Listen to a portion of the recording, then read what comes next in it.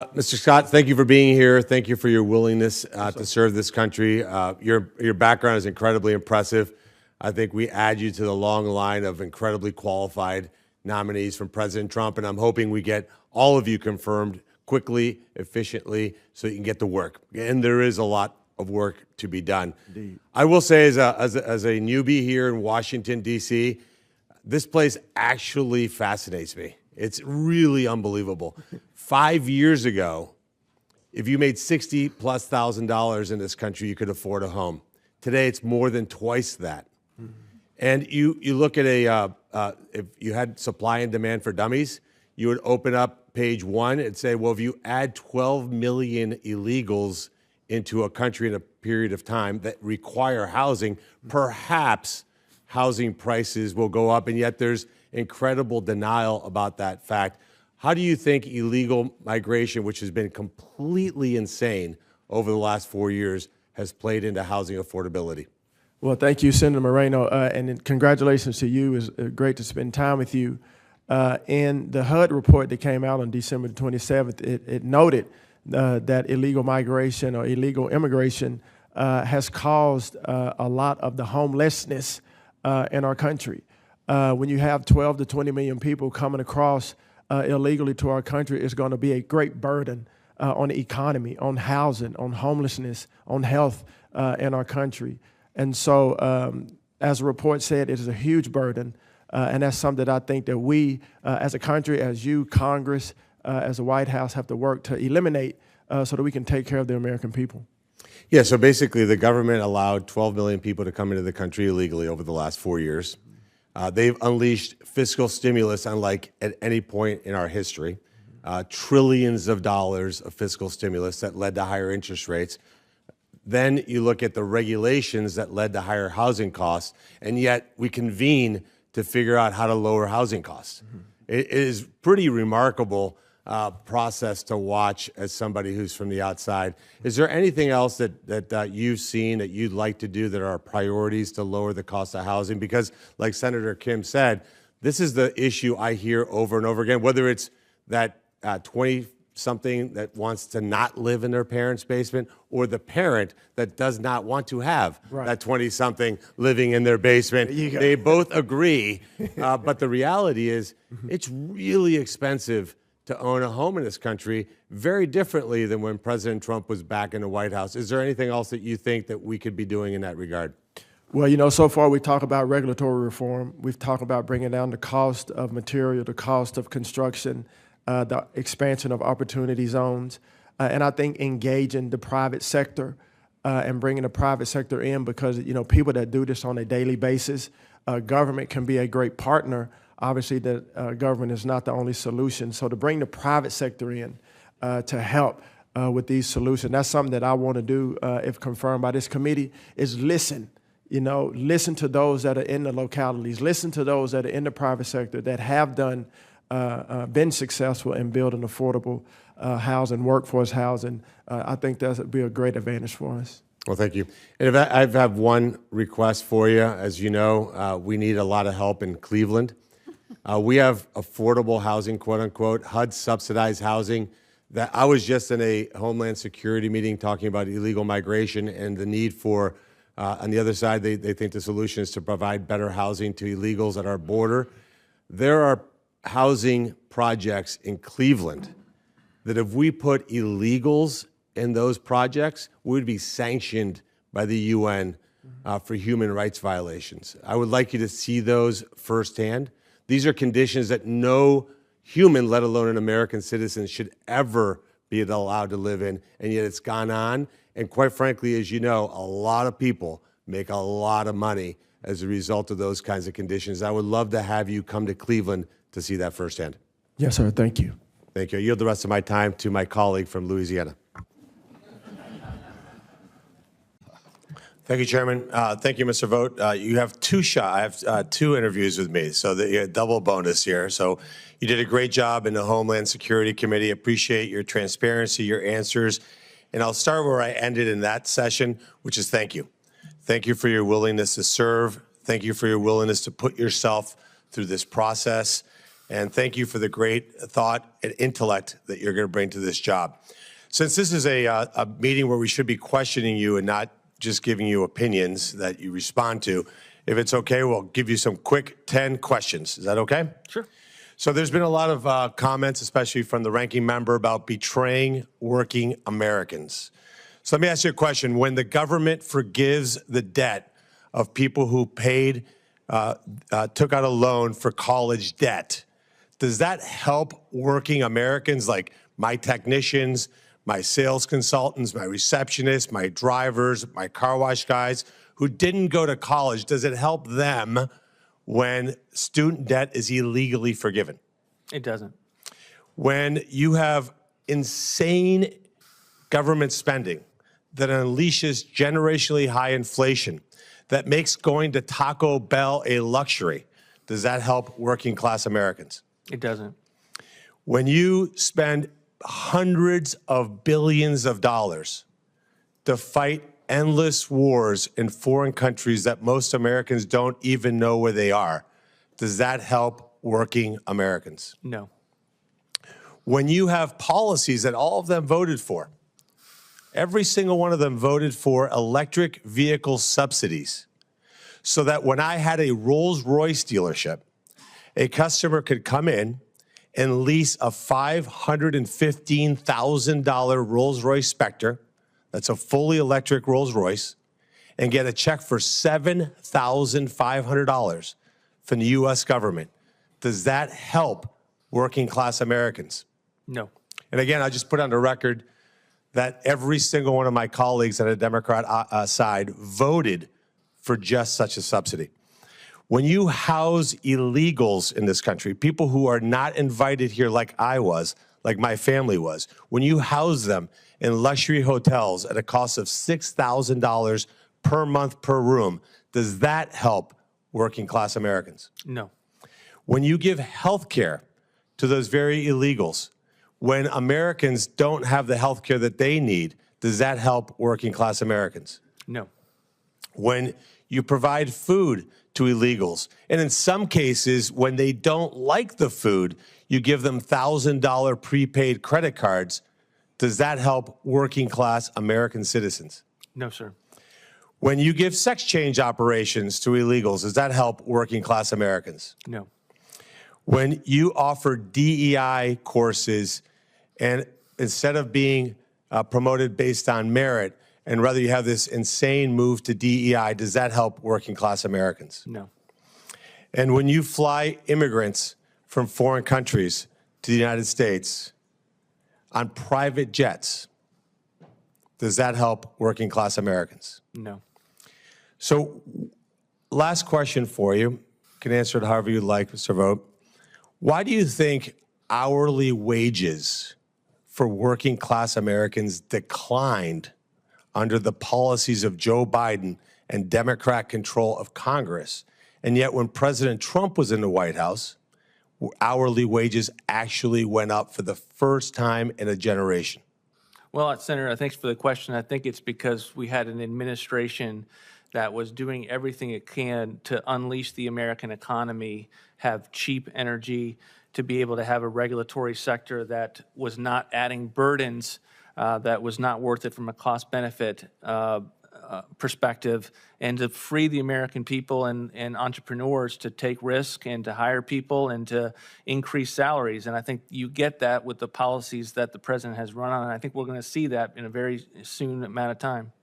So if you were to say who betrayed working class Americans, was it Joe Biden and the Democrats or President Trump? He certainly was not President Trump. Thank you. Senator Lewis, we're heading over to Senator Moreno. Well, thank you, Chairman, for the time for the hearing. I think it's very timely. I think one of the things I'd like to say at the beginning, especially for people watching this, is this can be a very clinical conversation. We're talking about debanking, but the reality is you have entrepreneurs that are absolutely getting devastated by these policies. I think it's hard for some of my colleagues who've only been maybe attorneys or career politicians to know what it feels like as an entrepreneur to chase a dream and have that dream completely crushed, not because you had a bad idea, but because you had a government that was looking out for itself and not looking out for you. So let me just say that from the beginning. Let me start with you, Mr. McCauley. What type of cryptocurrency did Al Capone use? I would say that primarily the privacy coin known as the US dollar. Gotcha. Okay, so I'll look that one up, see if we can ban that one. How about Pablo Escobar, my fellow Colombian who gave a lot of reputational risk to fellow Colombians in what he did? What kind of crypto did he use? I don't think he used any crypto. Gotcha. How about Meyer Lansky? I'm not sure. There were some comments about dictators in North Korea being empowered by crypto. How about Ferdinand Marcos? What was his cryptocurrency of choice? He did not have one. Joe Kennedy? Did not have one. Okay, gotcha. So maybe money laundering wasn't invented by digital currencies. Would that be fair to say? Very fair to say. Okay. Let's move on to this topic of Mr. Gannon. By the way, your bank helped me start my business. Let me just give that little disclaimer up front. I appreciate your former happy chairman. And proud to know that, Senator. Mr. Fish was very helpful. So let me just get that conflict out. I've subsequently sold all my businesses, so I have no conflicts. But let me just say this. How much of loans do you just automatically forgive? Like, I was a really good client. Made payments. When could I call you and ask you to forgive my loan? I don't believe you could do that, Senator. Gotcha. So I'm curious because there was a conversation from one of my fellow senators earlier about the rogueness of the Trump administration, and yet Joe Biden illegally, according to the Supreme Court, forgave student loans. And I don't remember that outcry, that need for an immediate Senate hearing on why we were not forgiving, not chasing, why we'd forgive student loans. Now, maybe my Democrat colleagues think it's great that somebody becomes a gender studies major at Brown and racks up $200,000 student debt. But I had technicians working for me that racked up thousands of dollars in tool loans that the bank wasn't really. So what's wrong with a technician that a gender studies major should get their loans forgiven? And why aren't we seeing outrage on that, Mr. Gannon? Have you ever heard of such a thing as loan forgiveness from banks? And please give me the name of that bank. I don't have a name for you, Senator, but what I can say is some of my best friends at the banks where I've worked were credit risk analysis, and they look very hard at each loan and they analyze the credit. And if we make the loan, we expect you to repay it. Oh, that seems like an impossible standard. So let's move on, Mr. Ring, to you on this topic of regulation. It seems like there's a debate in this room of who's caused debanking. The good news is we agreed that there's debanking. I think that should be the first headline. The most not so long bipartisan ago, thing. people were denying. Right, so we've agreed on that. That's an incredible accomplishment of the 119th Congress. We've reached that conclusion. So the question becomes, why and who's responsible? Now, in your mind, do you think that is it easy for a small community bank, let's say, for example, in Montpelier, Ohio, to compete with JP Morgan Chase or Bank of America? It's almost impossible. I find that about 75% of our time is spent serving regulators and only 25% serving customers. And when you're on small margins of a community bank, you cannot compete with the big guys easily. Now, we're working hard at it, but it is very hard. Because we have the same regulations as a big bank, but yet we have less people and less money. So you don't have 2,000 lawyers at your beck and call? Unfortunately, I'm both the lawyer and the CEO along with my wife. So we Probably HR also. She is, and marketing. All right, there you go. And Mr. Ring, I actually applaud your testimony around helping working class Americans that are getting crushed by banks. I think it's fair to say a lot of people know somebody or have themselves been screwed by banks. I think that's fair to say, and I appreciate that you're doing that. But I think it's competition that ultimately makes that go away. Don't you think? Like if there's just a lot more banks, a lot more choices, don't you think that's the best elixir? So America has almost 10,000 banks and credit unions. I think that there are some serious structural problems. How many did we have 10 years ago? We had more, Senator. How many did we have 20 years ago? We had a lot more because you couldn't bank in multiple So states. competition's dropped If you want more banks, So competition's dropped dramatically. So let me just end with this, and I hope my colleagues understand philosophically as a business guy, the most greedy organization on the planet is the government. You pay your taxes, Mr. Klein, one day late. What do you get paid? What do you pay, like a $5 overdraft fee? No. You get late charges, interest that would make the mafia jealous. So let's just understand that the reason the government is so damn greedy is because there's no competition in government. We need more competition in banking. That will fix this. Thank you, sir. Thank you, Chairman, for starting this process. The vote is on. Second vote is on. I have voted. Okay, That's why great. I'm here last. So we are good to go. We have another cabinet confirmation from President Trump, which is very exciting. We got to get his team in place. Thank you for starting this process. Thank you for getting this going. I think we need to kind of go back in time for just a little bit, not quite as much as in Back to the Future. Let's just go back to 2020. There was an election in 2020. The Democrats gained control of the Senate and the White House. And what's been the result? During the 4 years of President Trump, his first term, it was never better for working class Americans. Real wage growth grew.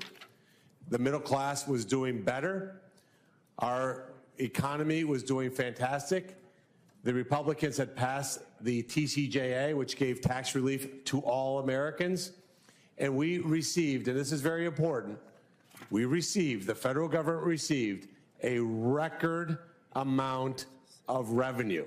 So even though there was tax cuts for the wealthy was the headline. By the way, that line is as old as dirt, and it's totally false. While the tax rates were cut, tax revenue was at a record level. It would be fascinating if there was just one Democrat that acknowledged that we received a record amount of revenue in the federal coffers. You think to yourself, well, wait a second. Like, I'm a business guy. Like, if my revenue was at an all-time high and I was losing money, I'd say we have a huge expense problem. Like, oh my God, how could I get record revenue and yet have record deficits? Why? Because when you give Democrats control of our budget, what happens? I'll give you some examples. When my colleagues talk about how they defend the working class, I think the working class spoke pretty clearly on November 5th of 2024 and said, thank you, but no thank you. So what can happen in my old world of owning car dealerships? Mr. Chairman, you could walk into one of my dealerships, be a multimillionaire, pick out a beautiful custom-made Rolls-Royce Spectre where the audio system upgrade is $21,000. The logoed headrest in the back seat are $1,500. The umbrella with a logo could be 10 grand. You can lease that car. And thanks to the amazing and remarkable policies from the Democrat Party, the federal government will give you a check for $7,500. Think about that for just a second. That is a bill that became law called the Inflation Reduction Act, giving Rolls-Royce lease customers $7,500 lowers inflation, and every one of them voted for that bill. How did that bill become law, you ask? Did it get 60 votes? Rigorous debate? No. They did it through reconciliation. And Kamala Harris broke the tie-breaking vote so that multimillionaires could have their fifth vehicle parked in Palm Beach with a check for $7,500 thanks to the U.S. taxpayer. We have seen program after program that the Democrats are crying foul about, saying Americans did not vote for this. Oh, absolutely they did. Americans are sick and tired of political people here in Washington, D.C. spending our money and burning it. They're not even using it wisely. They're putting it into a pit and burning it. The reason I'm here and not on a beach in Florida today is because I was sick and tired of elected leaders here who spend their money in such a callous way and then coach it as, oh, we're here to help you. You're not helping us. They unleash generationally high inflation. They're more interested in giving hundreds of billions of dollars to foreign countries than helping the real people in my state and around the country who need help from our leaders. Look, I was in New York City where my daughter lived, driving down Fifth Avenue. There's a hotel that I remember going to as a kid. incredible luxury hotel. We never stayed there. We had 7 kids in our family. My parents weren't going to be able to afford it. It's called the Roosevelt Hotel. And I remember my mom and dad looking at me going, that's where the rich people stay. Who stays in that hotel today? 1,050 plus rooms, all full every single day with illegal aliens at a cost of over $6,000 per room per night. Who owns the hotel, you ask yourself? The government of Pakistan. The same government that housed Osama bin Laden is getting upwards of $100 million a year for the U.S. taxpayer. My Democrat colleagues, God bless you if you're good enough to sell that crap to the American people. But on behalf of the people of Ohio and writ large, the people of the United States of America, it's time for the United States government to do what every household has to do and balance their damn budget. We're sick and tired of wasteful spending. We're not going to put up with it anymore. And Chairman, let's get started. Mr. President, with great honor, I stand before you. As you know, I've been in this chamber for 10 weeks, and it's one of the greatest honors of my life to represent the people of Ohio here in the United States Senate.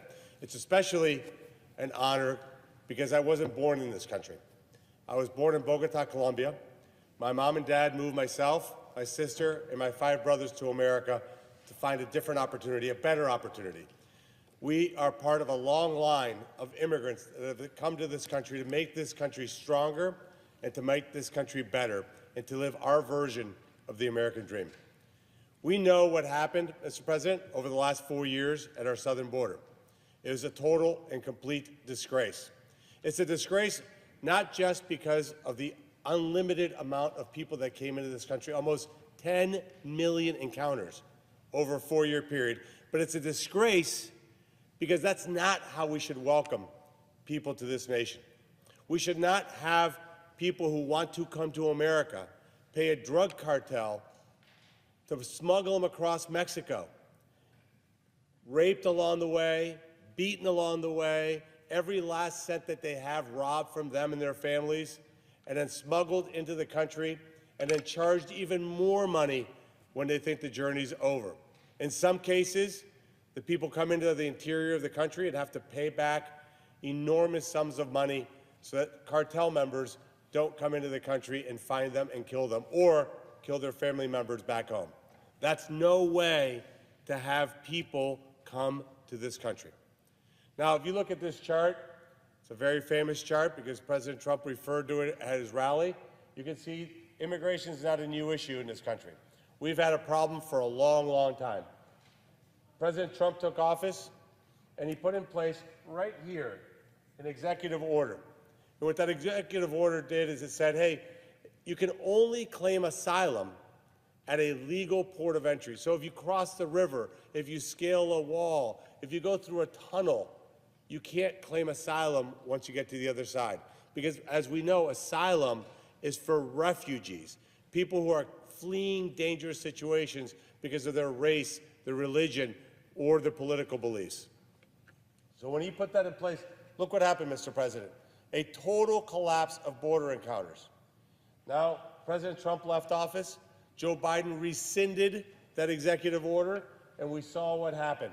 Massive spike in illegal crossings, devastating our Border Patrol agents. Our Border Patrol agents were totally outmanned. They were completely overwhelmed and unable to do their jobs. Now, in a political season, Joe Biden put in place the exact same executive order. What did that executive order say? You can only claim asylum at a legal port of entry. If you enter through a non-designated port of entry, you're immediately returned. And look what happened, another massive drop. Now here, President Trump took office and is now actively returning anybody who comes through in a non-designated port of entry. And we're down to 8,326 border crossings in 1 month. At the peak of Biden, that number was almost 350,000. We didn't have to pass a law. We didn't have to hire new Border Patrol agents. We didn't need new equipment. We honestly didn't even need more wall. We needed better policy. Mr. President, I campaigned to run for the United States Senate for 2 years. And during that 2-year period of time, I drove to every corner of my incredible state. I drove to every corner of Ohio. And to a man or a woman, the voters would tell me, please go down to Washington, D.C. and do something. The American people want to have faith and confidence that their leaders are actually able to come together and accomplish legislation that's purely common sense. So I present to you, Mr. President, today, a very simple bill. Very simple bill. We don't have to boil the ocean. We don't have to reinvent the wheel. It's very simple. It says, if you're an asylum seeker, you must file a reclaim for asylum at a legal port of entry. If you're going to come to America and you're seeking asylum, do it at a legal port of entry. No release of asylum applicants into the interior of the country. We're going to follow the law. We're going to have them wait in the prior country, and in 180 days, which is currently the law, which is being violated, sometimes it's 5 or 6 years, but they wait until their asylum claim is heard.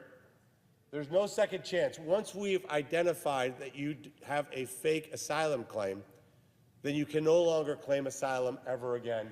And anyone who entered the U.S. illegally is banned from claiming asylum. We welcome people in our homes every day. We don't let people break through our windows to come see us, because that's insane. Now, I know that my Democrat colleagues are in a mode where they want to fight everything that we're doing, Mr. President, but we should at least come together on this. And as I look over at my Democrat colleague, there's only two of us in this entire chamber that are naturalized U.S. citizens. We know firsthand what it means to be able to be accepted by this country. 98 were born here, 2 of us were not. We became citizens of this country, and we got the ultimate opportunity to represent this country in the United States Senate. Let's come together one time and show the American people we don't have to fight about everything. We can actually accomplish common sense legislation. Let's put in code. Let's put in legislation those executive orders that not once, not twice, but 3 times has been proven to reduce border encounters. I can't imagine that my Democrat colleagues will fight this. And I hope, as somebody who's been here for 10 weeks, as opposed to my colleagues, some of them have been here for 2 or 3 decades, fail to understand that the American people are watching. The American people want to have a Senate and a House and a government that can actually do something that matters a lot to them. So I will yield to my Democrat colleague from Hawaii, and I implore you, let's show leadership together, you and I. Let's show this leadership and get a very, very simple bill accomplished. And I ask unanimous consent that the Committee on the Judiciary be discharged from further consideration of S-200 and the Senate proceed to its immediate consideration. Further, I ask that the bill be considered read a 3rd time and passed, and that the motion to reconsider be made and laid upon the table. Is there an objection? Mr. President. The senator from Hawaii. Mr. President, reserving the right to object. My colleague claims that this bill will reform our broken asylum system. As the other naturalized citizen in this body, I object. And we actually passed comprehensive immigration reform out of this Senate in 2013. And I was one of the senators who worked on that bipartisan bill. But when the bill got to the House, it didn't pass. So we are here once again. And more recently, there was a bipartisan immigration bill that was about to be brought to the Senate, and everything was set to go until the president current president decided that he would much rather this issue continue to not be addressed, so there you go. We can all agree that our immigration and asylum systems need reforms, but I have serious concerns about this legislation. My colleague has stated that this bill is intended to prevent those who come to the United States in between ports of entry from applying for asylum. But as it is drafted, this bill eliminates the section of the law that allows people present in the United States to apply for asylum. This means that it would prevent anyone, even those who have lawful status, from applying inside the United States. Instead, they would have to travel to a port of entry. This bill would also require that anyone, including families seeking asylum at a port of entry, be arrested and held in custody for the entire time their request is pending, and it could take quite a long time, using taxpayer money to detain them. I certainly agree with my colleague that we need to do more to address our immigration court backlog, which includes many asylum cases, and improve our asylum system, but this legislation would not address these concerns. Let me give you an example. This bill would prevent a Ukrainian fleeing Russian aggression who entered lawfully from applying for asylum from within the United States. It would force them to travel with their families to a port of entry to apply for asylum. They would then be detained with their children while they wait for their application to be processed. These are individuals who have work permits and are contributing to our economy and society every day. They came here lawfully. How does making them leave and seek asylum at a port of entry improve our system? It doesn't. Here's the reality. This bill and the recent actions by the Trump administration are not focused on truly addressing problems with our asylum system.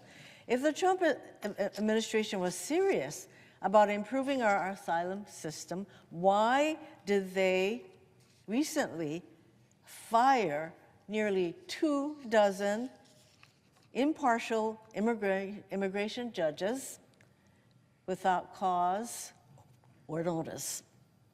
They fired military veterans and expert judges who had experience processing immigration cases effectively. With a backlog of over 3.6 million immigration cases, you heard me right, 3.6 million immigration cases, we need more immigration judges, not less. But the current leadership at the Executive Office of Immigration Review, which oversees immigration courts, has said they plan to fire more judges. Exactly the wrong thing to do. This is no way to address our broken immigration system. I urge you Republicans to set aside this misguided bill and to stop taking a chainsaw to our federal workforce, including immigration judges. Believe me, this chainsaw approach to what is going on in our federal government, if the administration wanted to create fear and chaos, if that is their aim, they are succeeding mightily. I urge my colleagues on the other side of the aisle to join us in good faith to work on the truly comprehensive bipartisan immigration reforms we so desperately need. For these reasons, Mr. President, I object. The objection is heard. Mr. President, The senator from Ohio. if I could just go back and just reiterate a couple points for my colleague. The executive order went in, border crossings dropped. President Biden put in place the exact same executive order that in effect is this exact legislation. Border crossings dropped. I have a question. I'm confused by my colleague's explanation about the Ukrainian refugees. If they're coming from Ukraine and they're entering through a legal port of entry, that's when they would claim asylum. I don't think we have a scenario where we're asking Americans or legal residents to apply for asylum. Because if you're already in the interior of the country, that decision was already made. So if you're the Ukrainian family that you talked about, well, you claim asylum at the legal port of entry. The law says, which we're not following, this body refuses to enforce its own laws, is that we'll adjudicate that claim in 180 days. I absolutely never said they would be arrested. In fact, nothing in this bill mentions being arrested. What it says is they must wait in the prior safe country. So in the case of Ukraine, they can go to France, apply for asylum there, wait 180 days, and then we'll welcome them with open arms to America. The right way, the legal way. I hope my colleague is not hoping for a scenario where that Ukrainian family goes to Mexico City, pays a drug cartel member a few $1,000s and gets smuggled across the border, across a river with a family where the children, who knows what can happen to them. That's how you want refugees to come to this country? That doesn't even make any sense. There's nobody being arrested by this bill. There's nobody being detained by this bill. It's exactly the opposite. We're asking the refugee to wait in the prior safe country for 180 days, which is the law, and then once your claim is adjudicated, we welcome you with open arms. My colleague mentioned that there's 3.6 million cases backlog. That's true. It's a stunning and shameful number. What she doesn't mention is that 90+% of those cases, a judge rules once they get to it in 5 or 6 or 7 years that it's an invalid asylum claim. Doesn't mean that they're not economic migrants. Doesn't mean that there's somebody who may want to come to this country. But they're people who are clearly not refugees. Not my thoughts, the thoughts of immigration judges that are making this decision over and over again. But only in Washington, D.C. Only when you've been here so long that your head can't see straight.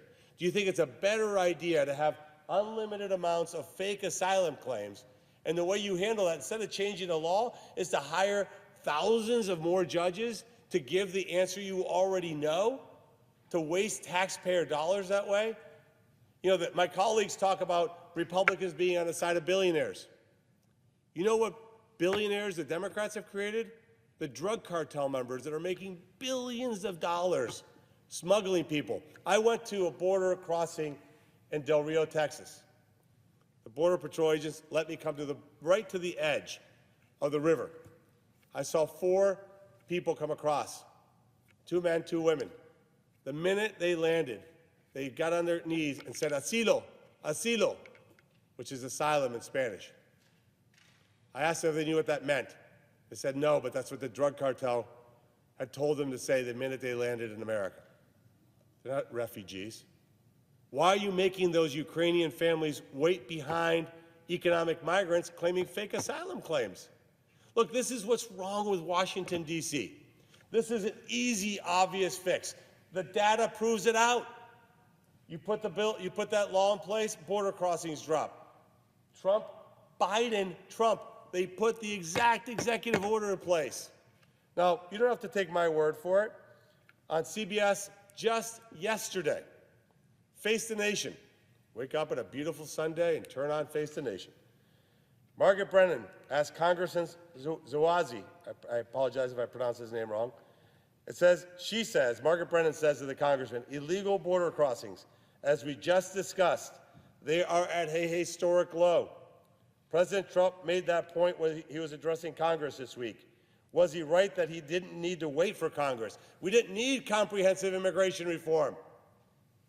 Was he right that it really was messaging for the White House beyond? This is what a Democrat from New York says. Well, obviously, keyword obviously, we've seen a reduction in crossings. Why is it obvious? Because we know this works. We know that if we make asylum only at a legal port of entry, 180 days to process, can't claim it if you cross illegally. We know, obviously, his words. Well, obviously, we've seen a reduction in crossings. We saw it under Biden at the end of his administration, after he did his executive order to say no asylum applications are between ports of entry. But we need to make it permanent law.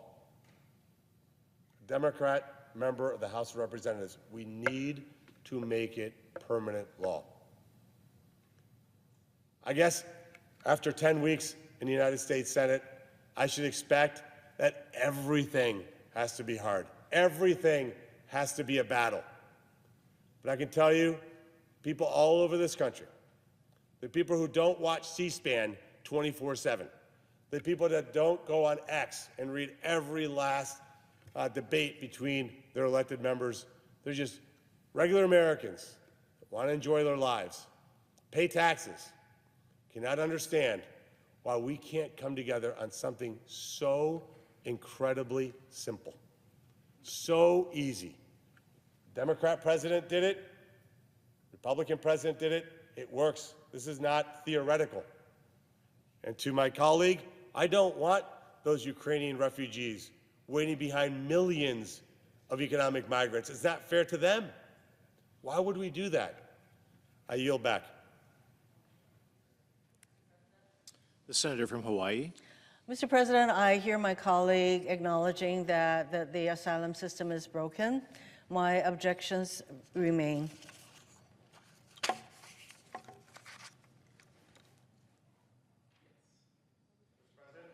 The senator from Ohio. I ask unanimous consent that the Committee on the Judiciary be discharged from further consideration of S-200 and the bill be placed on the legislative calendar.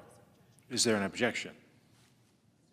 The senator from Hawaii. Reserving the right to object. For the reasons previously stated, I object. The objection is heard.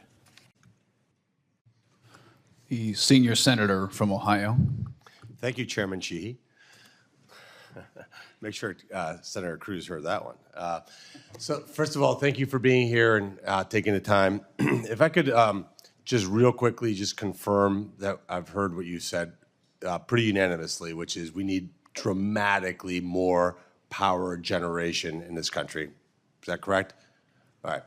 So, Dr. Su, you just recently did a partnership with TSMC to manufacture your chips here in America. Thank you. I think it's a little bit long overdue. I wish you had we had done more of that earlier. Are those semiconductor fabs high energy users? Thank you, Senator. We are very pleased with our efforts together with the government on bringing more manufacturing back to the United States. To your question, certainly semiconductor manufacturing plants are high energy users, and we do need more power for both manufacturing as well as for data centers, as you mentioned. And without chips, this just doesn't work. Like if we don't have the highest performance chips made here in the United States, this is not going to happen here, correct? We absolutely need the highest performing chips, and we also need the entire ecosystem for chip manufacturing. So wafers are one piece, but there are many other pieces as well. And are those chips powered by solar power and windmills? Today, they're not, but I think there are opportunities to certainly.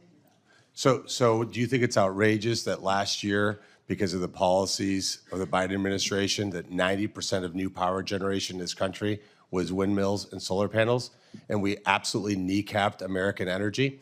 We have 1,000 years of natural gas sitting in Pennsylvania, Ohio, and West Virginia, and yet 90% of power generation in this country last year was solar panels and windmills.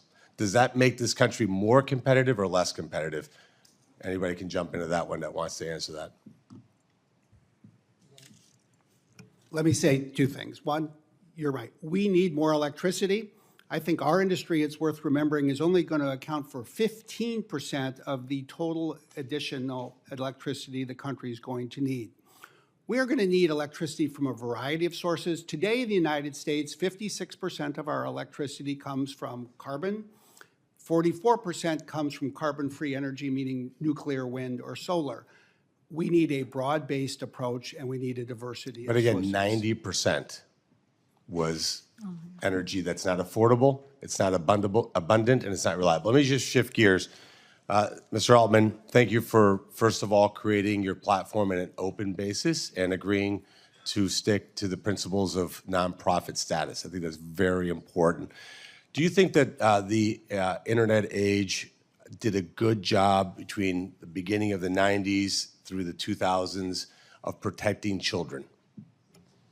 I would say not particularly. Yeah, and you're a new father, correct? Yes. Congratulations. Thank you very much. He's doing It is well? He is. It's the most amazing thing ever. Yeah, I don't think you want your child's best friend to be an AI bot. I do not. So what can we do? How can we work together to protect children? We've talked a lot about some of the things we're doing here. We're trying to learn the lessons of previous generation, and that's kind of the way it goes. People make mistakes, and you do it better next time. One thing we say a lot internally is we want to treat our adult users like adults. We want to give them a lot of flexibility. We want to let them use the service with a lot of freedom. And for children, there needs to be a much higher level of protection, which means the service won't do things that they might want. Now, we're still early, so sometimes people say, oh, you're being too strict on the rules, and it's just, we can't perfectly tell this, but if we could draw a line, and if we knew for sure when a user was a child or an adult, we would allow adults to be much more permissive, and we'd have tighter rules for children. So I think what I would ask is if you could have your team commit to having your teams work with our teams to make certain that we put together the right framework early on, I think is the best way we can move forward, because we don't want to over-regulate, but we can't repeat the mistakes of the internet and social media era where children got harmed. We'd be delighted to work with you all Be great. on that. Thank you. It's super important. Thank you. Can I say one more thing about what you said? This idea of AI and social relationships, I think this is a new thing that we need to pay a lot of attention to. People are relying on AI more and more for life advice, sort of emotional support, that kind of thing. It's a newer thing in recent months, but I don't think it's all bad, but I think we have to understand it and watch it very carefully. All right, thank you. And thank you for that commitment. It's very appreciated. I've talked to your team already, good people. Great. Mr. Intendor, real quickly, can you talk about the intersection between the importance of a robust stablecoin ecosystem here in America and how that has a future with payments and how AI will factor into that? Because I don't think people see how this fits into the broader puzzle. So thank you for the question. And we did start out as a crypto-based company, hobby that kind of got away from us a little bit. Look, I think that stable coins, crypto, AI, they share certain DNA in common, which is that they are attempts to build into a future where new technology will make things better for society. And there is a huge potential for us to use stable coins, crypto, and AI in a combination for better outcomes. All right, thank you. And that was the quickest coup since 1959. Thank you, Senator. Senator Moreno. Secretary Noem, thank you for being here. Thank you for your work. I just want to reiterate for the record, 93% drop in border encounters. Is that accurate? That is correct. And are you aware that during the Biden-Harris administration, we had 4,000 aliens that died along the journey to come to America? I wasn't aware of that specific number, but it doesn't surprise me. Because basically we had It's a dangerous trip. It's a dangerous trip. Yep. The Darien Gap, which is right near where I was born in Colombia, went from being a supposedly uncrossable border to hundreds of thousands of people making that journey. Who benefited from our open borders policy under Biden? Oh, I would say Joe Biden certainly did. And the drug cartels Yes. that made tens of billions of dollars? Yep. And who was the victim? Certainly American citizens. American citizens, but those who chose to come to our country at that time, believing that they could come without any consequences. And obviously the drug cartels are drug cartels that became human traffickers at scale and used that human trafficking as a disguise to allow illegal fentanyl to come into our country. And what's been the ramifications of that? What have you seen firsthand when you go to the border? What do the agents tell you about the fentanyl that's coming across the border? Well, it's devastating. Luckily, we have the ability now to enforce our laws with this president, and fentanyl traffic has been down 54% since he's been in office because of that. But unfortunately, what's happening is these cartels, foreign terrorist organizations, are now moving to our maritime borders. They're moving and getting much more sophisticated, and so we need to adapt and have the resources to be able to interdict them before they come in and kill off our next generation of Americans. Yeah, so it's not hyperbole to say that tens of thousands of Americans have not been killed with fentanyl because of that drug. Correct, absolutely. And it's just important to just reflect, not for political reasons, but just for moral reasons, to say that what happened over the last 4 years is just despicable. We should never have allowed that to happen. There was no outcry about the situation, and yet it was allowed to happen. Now, it's a lot easier to enter America than it is to be deported for America. Can you talk about that for a minute? Well, that is true. When you have a president in the White House that is openly saying our laws won't be enforced and in facilitating this invasion that happened over our southern border, we had millions of people come. And not just people looking for new opportunities in the American dream. You had people coming that were criminals, murderers, rapists, traffickers, terrorists. And now to remove them is much more complicated, difficult, and expensive. For us to deport someone, that we have to go out and find that individual, arrest and detain them and remove them from the country, it costs upwards to $17,000 if there isn't, more delays than the normal process. That's why we're encouraging people to self-deport. If you are here illegally, we recognize that you may have been here for a period of time, but if you want to leave and have the chance to come back someday, leave on your own. We will facilitate that. We'll buy you a plane ticket. When you land, we will give you $1,000 that you can get started with and provide for your family. That cost of self-deportation is $4,500. So much, much more cheaper for the American taxpayer in how we make sure that we really are following our laws and that the people here in this country, the American citizens, are treated with the respect that they're due by coming here through the legal process and being a part of our future. Yeah, and I think it's just important, and I hope my colleagues, especially on the other side of the aisle, I look at Senator Gallego, whose family came here from another country, his mom from Colombia, his dad from Mexico, that we honor and respect those of us like myself, my 5 brothers, my sister, my mom and dad, that followed the legal process, which, by the way, is hard. It's a privilege to come to America. It's not easy. You have to go through a process. But over the last 4 years, what we did is we made it so that if you hired a drug cartel, brought you to the border, and then raised your hand when you got to the Border Patrol and said asylum or asilo, that got you a free ticket into the country, free housing, free health care, free education, to the detriment of Americans. And I think that should be something we unite about. And Senator Fetterman talked about asylum seekers. Those are not asylum seekers. They're people who want a better life. They're economic migrants. We empathize for them, but we have to have a process that we honor the people who are following the rules. So, for example, the Afghanis that he's talking about, well, they have to wait in line behind millions of fake asylum claims. And I think we have to once and for all acknowledge that that's not the case. I was proud to introduce something called the Rules Act. Unfortunately, the Democrats blocked that very common sense bill, which would have said, hey, if you come across our border illegally and claim asylum, you can't claim asylum at an undesignated port of entry. You're immediately returned. That's something that's common sense. I want to ask you a few other just technical questions. We're going to do another round in just a few minutes. Okay, do you mind if I just ask one quick question? One quick question. Okay. I want to just encourage you to continue to do what you're doing, which is to enforce the law, which is that the agencies within DHS purchase products in the United States of America. So I applaud you for doing that. Yes, thank you for that.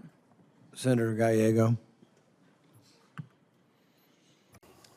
Senator from Massachusetts. Thank you, Mr. President, very much. Mr. President, today I rise to advocate to my colleagues in the Senate for my Small Business Liberation Act. And I do so with Leader Schumer and Senator Moreno, who have each already spoken on this very important issue. Here's what the bill would do.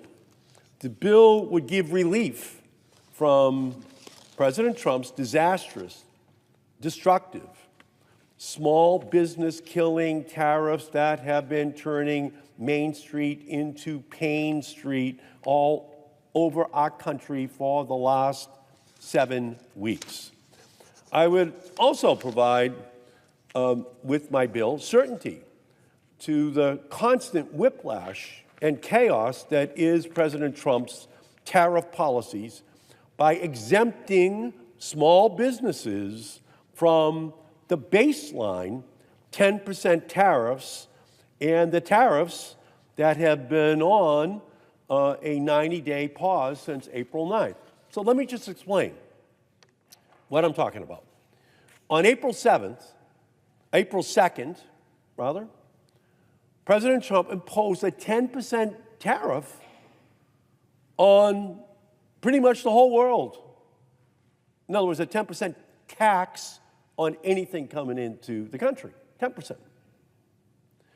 He also imposed an additional, called reciprocal tariff on April 2nd as well.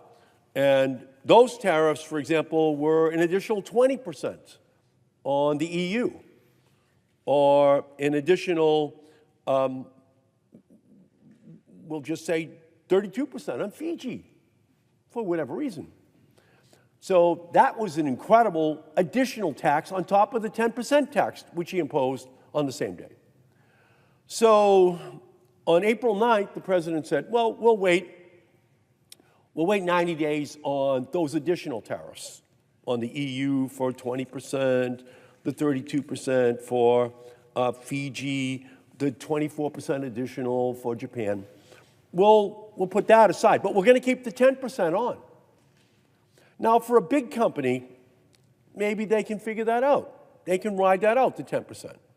However, if you are a small business in our country, and all of a sudden there's a new 10% tax you have to pay on all of those goods which you're bringing into our country, and then there's a kind of a sword of Damocles sitting out there as well, that there could be, in July, which is only 6 weeks away, an additional 20% if those products come in from Europe, well, you're going to have a chilling effect that is placed on your business decisions, without question. They don't have the leeway to be able to make the kind of riskier decisions that perhaps a big business could, to just ride through all these tariffs. So all across every main street in our country, these small businesses are getting paralyzed by the Trump actions. And again, we're going to start with this. There's a 10% tax already in place right now since April 2nd on every good coming into our country. So this is a very dangerous place to put the small businesses of our country. And even as the vast majority of small businesses are seeing massive tariff-induced cost hikes, this administration is offering exemptions for billion-dollar corporations. If you can get a dinner invitation to Mar-a-Lago, like the heads of Apple and Google, you can secure an exemption for your industry. Now, in almost every instance, that is preceded by a big multi-million-dollar contribution to some entity that the Trump administration would like you to give that money to. And then Apple's out. Google's out. They're not any longer affected by the tariffs. But no one on Main Street can afford to go to Mar-a-Lago to give the president $1 million. That probably exceeds the total worth of their business. So that's the problem with where we are. And by the way, it's also why the National Chamber of Commerce says that small businesses should get an exemption. It's not me. It's the National Chamber of Commerce that says that they should get an exemption. And 97% of all companies that do business on an international basis are small businesses. And they constitute 30% of all trade. The National Chamber of Commerce is saying they should all be exempted. That's what my bill does. It says exempt those 97% of all businesses that constitute 30% of trade from these tariffs, from the 10% tariff, from the upcoming 6 weeks from now, upwards of 20%, 30%, 40% more tariffs that are being imposed on countries around the world, while we're waiting for the president to negotiate bilateral agreements with each one of these entities. Well, so far, after a month and a half, he's up to exactly one agreement with the United Kingdom. That's it. He's got dozens and dozens to go and no time on the clock. And that's what small businesses look at. They're looking up at the clock. They're saying, how long can I last? I survive week to week. I survive month to month. I can't afford to be paying these tariffs or wondering if there's a new tariff which is coming in. And all across our country, these numbers are unbelievable. In Massachusetts, we have 7 million people. We have 700,000 small businesses. Well, the same thing is true for the country. There are 330 million Americans, and there's 33 million small businesses. There is a small business in America for every 10 people. And that person right now is looking on with fear that their future has a cloud over it. And those small businesses, they account for 2 out of every 3 jobs added to our economy in the last 25 years. They are our engine of growth. So I've heard from small businesses all across Massachusetts, all across our country, about how they're forcing those businesses to lay off employees, scale back benefits, or even shut their doors in some cases. And I spoke with Brandell Randolph, founder of 1854 Cycling Company, an electric bike manufacturer based in Massachusetts. And here's what Brandell told me.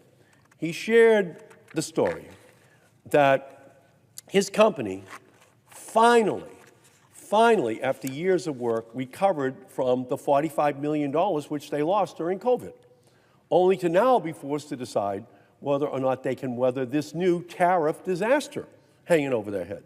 So they moved from COVID to tariffs.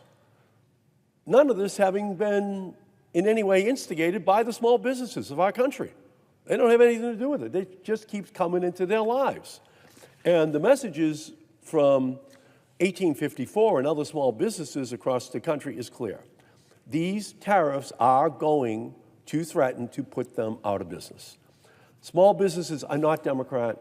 They're not Republican. This should not be a partisan issue.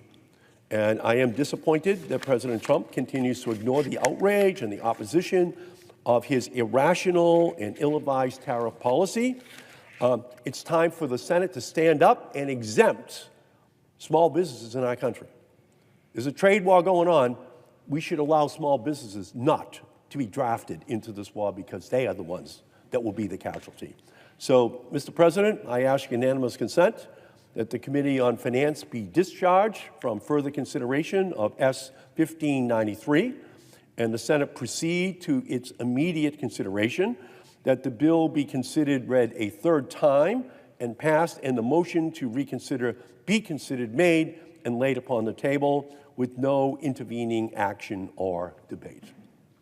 Is there an objection? Mr. President? Senator from Ohio.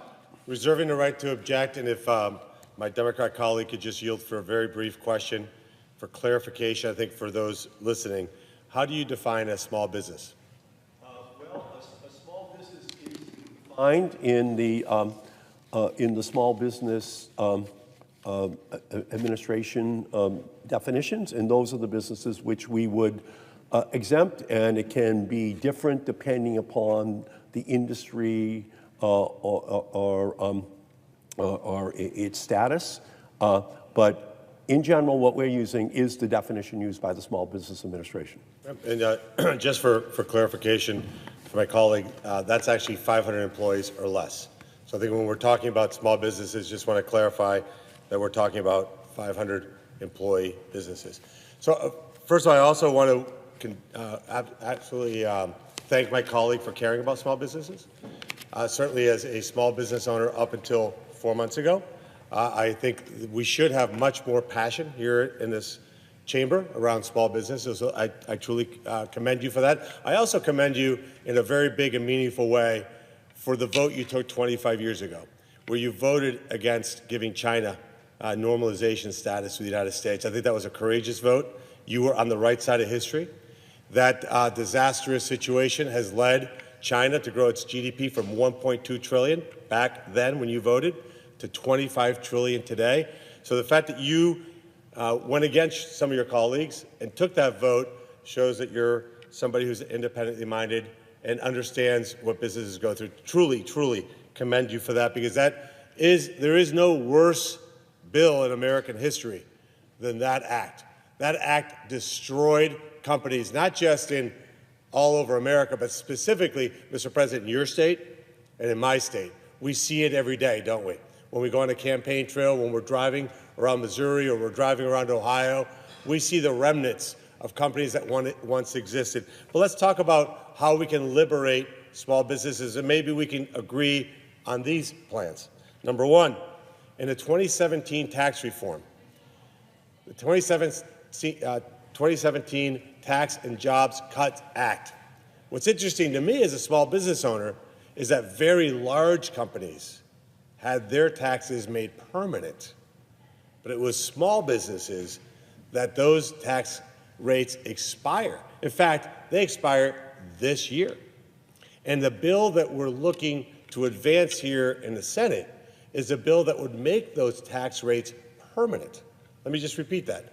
We're not looking to cut taxes, because that's what you hear from my colleagues quite a bit. We're looking to make the 2017 tax reform permanent, not for big companies, not for the massive companies that are headquartered in Massachusetts, but for the small businesses in Ohio and Missouri and other places around the country that are going to see a massive increase in their taxes if we don't take action.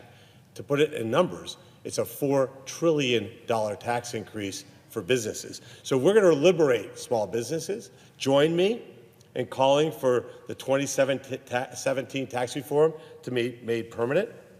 Let's reform onerous regulations, especially in the banking sector. If you were a small business over the last 4 years, it was really hard to get access to banking because banks were basically shutting out small businesses from lending. The big banks kept getting bigger. Community banks, which is what small businesses rely on, were getting absolutely tortured. We need better energy policies.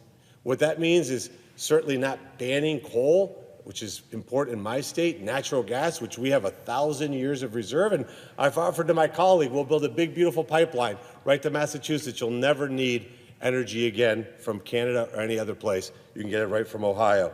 Better workforce policies. Ending the incredible amount of onerous over-litigation. Those types of policies will liberate small businesses. How do I know it? Because I've been a small business owner my entire life. And when we're talking about, so let's talk about the subject at hand and tariffs. Tariffs are exactly intended to help these kinds of companies. When a Mexican company came in and bought Republic Steel in Canton, Ohio, first thing they did was take all the equipment that was valuable, shipped it to Mexico, massively laid off the employees, sucked all the cash out of the business, and left a 258-acre environmental disaster in the heart of Canton, Ohio. Now that same steel is made in Mexico, and they wanted to ship that steel into the United States completely tariff-free. What was the impact on small businesses around that steel mill? The restaurants, the hairdressers, the grocery stores, the doctors, the dentists who relied on those employees. Devastation reigned. In Lordstown, Ohio, we once had a General Motors facility that employed 10,000 people, 6 million square feet, made the highest quality products of any facility in America. Production was shifted to Mexico. Now that facility sits basically idle. What was the impact of the small businesses in Lordstown, Ohio? Total and complete devastation. So while I appreciate my colleagues' desire, I really, really do. I've had a chance to meet you in your office. I think you're a good man. I really say that with total earnestness on my part. But let's actually liberate small businesses. Let's give them certainty on taxes. Let's keep their tax rates permanent, just like the big guys got. Why did the big guys get permanency and the little guys who don't have access to the halls of Congress, why did they get the tax rates to go up? Let's give them better energy policies that allow them to have energy costs down. Let's give them better workforce policy. Let's end the reign of terror of litigation that hits small businesses, that drives up insurance costs. And let's give them good workforce policies. And let's unite as a country as President Trump tries to undo, Senator, for what you tried to do 25 years ago. 25 years ago, you wanted this country to stand up to China and say, no, we will not give you normalization, because if we do, you'll destroy our economy, and they have. Let's rally around President Trump. It's been just over 100 and some odd days. He's trying to reverse 25 years of bad behavior. We should be in this chamber saying, look, go out and do that, negotiate. We have your back. Fight for America, fight for American workers, fight for American small businesses. That's the message other countries need to hear. They shouldn't be hearing from this chamber that we're not united as Americans in making the best deal for American workers. And with that, and therefore, I object. The objection is heard. Mr. President. The senator from Massachusetts. Thank you, Mr. President. First of all, I want to say that I appreciate the comments of the gentleman from Ohio, but here's the bottom line. This isn't just about China. The president hasn't targeted just China. He hasn't explained his just China strategy. He's imposed these tariffs all across the world. All across the world, every country. And yeah, the legislation that we have, it doesn't touch the steel tariffs that are imposed. We don't touch those. They can stay in place. We don't touch them. But here's the bottom line. You can't make silk for U.S. ties in the United States. You can't grow coffee in the United States. I could go on and on and on and on and on, product after product after product that's sold on Main Street in America. Putting a 10% tariff on, and then on top of that, a potential additional 20%, 30%, 40%. Well, it's not going to do anything for the person on Main Street with the small business.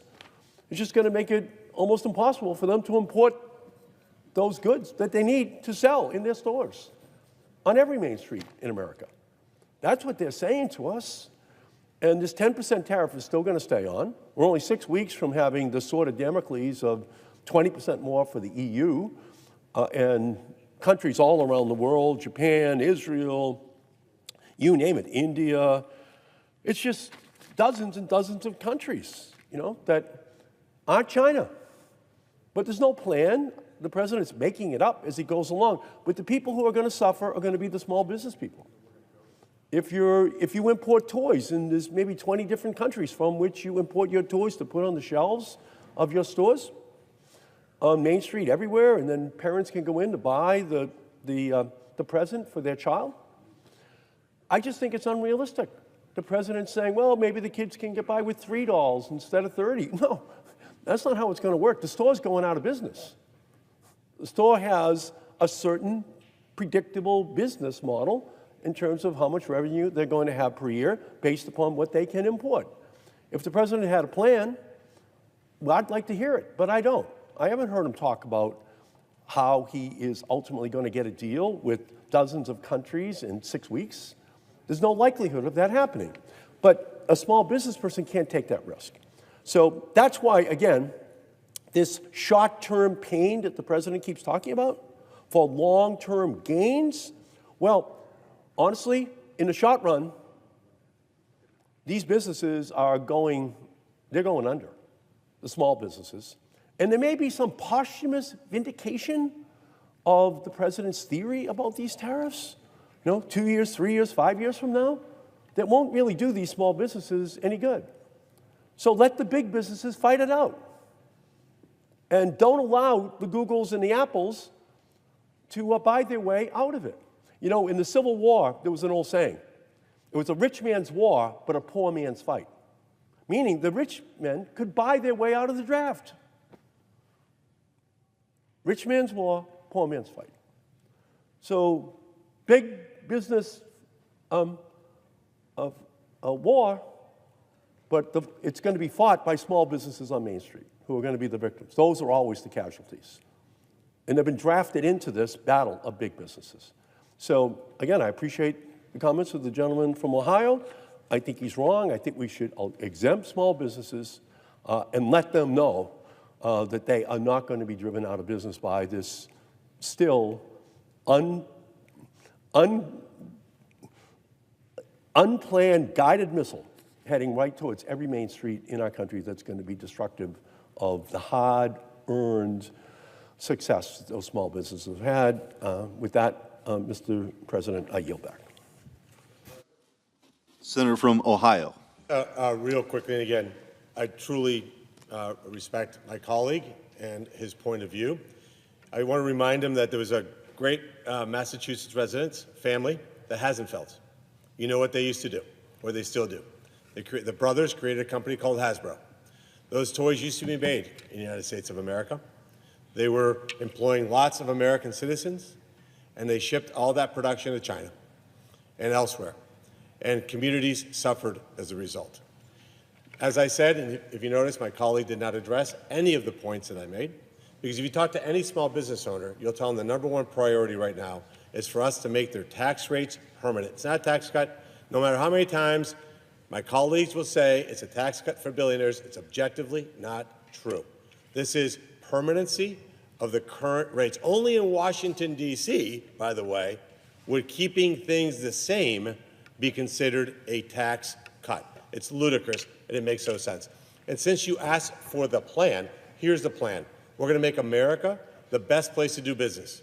We're going to give American companies and American citizens the best tax rates so they can grow and thrive here. We're going to give them a regulatory environment that's not overbearing, that doesn't kneecap companies. We're going to make certain we protect critical industries like steel, which I appreciate that. I think we should put, by the way, a full tariff on all major steel products, like, for example, appliances. This country was once the epicenter of appliance manufacturing.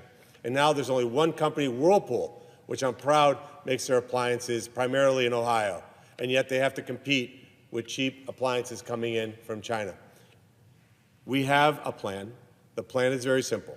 We're going to have fair and reciprocal trade. And you're right, it's not just China. It is Japan that charges us tariffs and non-tariff barriers, and we allow them to bring their products here. South Korea, not only is that the case, but we also pay to defend them. Australia, great ally, great people. They tariff our meat. Their meat can come in tariff-free. Canada and Mexico, great allies, large trading partners, but they've allowed their borders to be opened. They've allowed hundreds of thousands of Americans to die of fentanyl. I'm ecstatic that we have a president of the United States that says, no, we will not allow that to continue. And if you want to have a relationship with the United States of America, you're going to secure your borders, and you're going to make darn well necessary to secure your borders to protect American citizens. So that's the plan. The plan is to usher in a golden age for this country, where working class Americans have the ability to live a good life, have a good job where a mom or a dad can provide for their kids, afford a home, afford a car, go on vacation every once in a while, and retire with dignity. That was once the dream of the Democrat Party. This is what we should unite around and rally around and make certain that all of our policies are pointed straight in that direction. So again, I appreciate the comments from my colleague. Hopefully, I think we can work together on some initiatives, as I laid out, good tax policy, good regulatory policy, good workforce policies that allow small businesses to thrive. Because as somebody who did that 5 months ago for my whole entire life, I am happy to hear that conversation happening here in the United States Senate. And with that, I yield the floor. You're always polite. So. Minnesota knows. Gave her 22 seconds. Yes. Thank That's you, why ma'am. they call me the Velvet Hammer, sir. Yes. I didn't say that you weren't harsh as well. You're just nice when you do it. Like just right now. See, Senator Moreno reminded me not to give Tina a compliment in the middle of the back. Chairman Powell, just want to make certain I understand this correctly. Control inflation and maximize employment. That's it. Two things, correct? Yes. So let's take one at a time. Maximize employment. Do you care if every American makes minimum wage or makes a livable wage? Is that something that factors into your thought process? In other words, if we have full employment, but most Americans are on substandard wages, does that change your calculus? Does it change my what? Calculus. Does it? You can't. In other words, is it full employment is full employment? Every American has a job, but they're making minimum wage versus having a family-sustaining wage. Does that matter to the Federal Reserve? It would matter to the country a lot. I'm saying, does it matter to the Federal Reserve when you're making your decision? Honestly, we don't really have the tools to affect that. Right. So it doesn't factor in. Now that's different than us. The people of this country elect us to make certain that their wages are higher than inflation. And by the way, let the records show that real wages are up this year. So we've done that, not the Federal Reserve. Second piece of it is, let's talk about inflation first. Well, we've helped control inflation, which is part of that. We're going to jump right into the inflation conversation. There's different kinds of inflation. There's different causes. There's not witnesses to inflation. There's key actors to inflation. Would you agree? Sure. Okay. So let's talk about the actors. Did you comment during COVID lockdowns that that was a bad idea, meaning that you're shutting down the entire economy? It's not a button. I hit the button, you can hear me. It's on and off. COVID wasn't that. We just shut down the economy. Any comments on that? Of course not. Okay, so you didn't comment on that. Vaccine mandates, something that my Democrat colleagues loved. If you don't get the vaccine, you're a terrible human being. You can't go to work. In fact, Joe Biden was overruled by the Supreme Court because he said that if you work in a company with more than 100 employees and you don't get vaccinated, the company has the ability to fire you, unless you prove that you're negative on COVID. That obviously is a supply chain shock, wouldn't you agree? If I'm running an assembly line and now I have to put my people 6 feet apart and now I have people quitting or not coming to work or I have to fire them, that's a supply chain shock, wouldn't you agree? I mean, it's a medical thing that you No, but it's a supply chain shock. George Washington. I'm not asking you to make a medical decision. I'm asking you to make a Fed decision on inflation. way outside anything we would comment. But it affects inflation because supply. It didn't. In fact. Are you saying that supply chain shocks don't affect inflation? They do, but that Okay, they do. didn't. So that's clearly one. If you ban the export of liquid natural gas, which is going to cause the commodity price to go up, would that supply shock not also cause inflation? Potentially could. Yeah. So, and now the ranking member loves to talk about billionaire corporations, that are going to get away with paying taxes, right? Who pays corporate taxes? Like, who pays it? Is it like some obscure Wizard of Oz character behind the curtain that is a corporate entity that pays taxes? Who pays taxes? I mean, ultimately, it's shareholders and customers. So I'm going to read you a line. You tell me this is accurate. On taxes, it's not possible to know in advance precisely how the costs will be shared for taxes. I added Correct. that. I would But agree. it is highly likely that consumers will pay a meaningful share. Meaning if the ranking member has her way, let's just tax corporations at 100%. Why not? Be fantastic, right? Oh, nobody would want to start a company, but that aside, that cost would be added to consumer products, correct? A tax or a tariff? What are you talking about now? If the income tax for American corporations goes up, they will share that tax burden with their consumers. True or false? Yeah, ultimately. Yeah. So then taxes do raise inflation, but you don't comment on. I mean, they haven't. And though. you don't. That's but just you don't. not true. I mean, I got empirically, it's not true. The chairman's going to beat me up in 56 seconds. So, but you sent me a very nice letter, which I appreciate. And it says the Federal Reserve plays no role in commenting on trade policy. So you don't comment on supply shocks. You don't comment on tax policy, which clearly affects inflation. You don't comment on demand pull. You just said now that we should forgive student debt. Why is a person that goes to Harvard, that gets a gender studies major, pays Harvard obscene amounts of money because professors are grossly overpaid there? Is that person better than a working class Ohioan that is a plumber but can't afford a car because interest rates are too high and car prices have gone up? Why don't we forgive that person's car loan instead of forgiving their student loan? But you don't comment on that. You comment on tariffs. So I'm going to just show you. I don't comment on tariffs at all, actually. I comment on only inflation. commented on tariffs. You've I'm only not commenting on the tariffs. wisdom of tariffs. The chairman's over there in the conversations. I'm going to show you a chart here. This is car prices. I'm paying attention, however. This is car prices since this year. Come on. Car prices are down. Car prices are down. Inflation in America is down. We got elected by millions of voters. You got elected by one person. He doesn't want you to be in that job. And you are costing this government $400 billion a year by refusing to lower interest rates. Nobody in this chamber has that kind of power to have a $400 billion impact on this economy, on our deficit. And I just think that you should consider whether you're really looking at this from a fiscal lens or a political lens, because you just don't like tariffs. Senator Warnock is next. Thank you, Chair Scott. Thank you, Chair. First, thank you, Mr. Chairman, for holding this hearing. I think it's extremely timely. Obviously, we're all seeing the same thing on the news every night for the last 3 or 4 nights. It looks like law and order's completely gone downhill in Los Angeles and throughout California. You have a governor that refuses to follow the law. You have a mayor who doesn't see a problem with looting. He blames it. They both blame it on issues around deportations, which obviously have nothing to do with why you would go in and pillage a store or rob places. I just got to ask you the obvious question, Mr. Hoover, and I appreciate, by the way, your service to this country.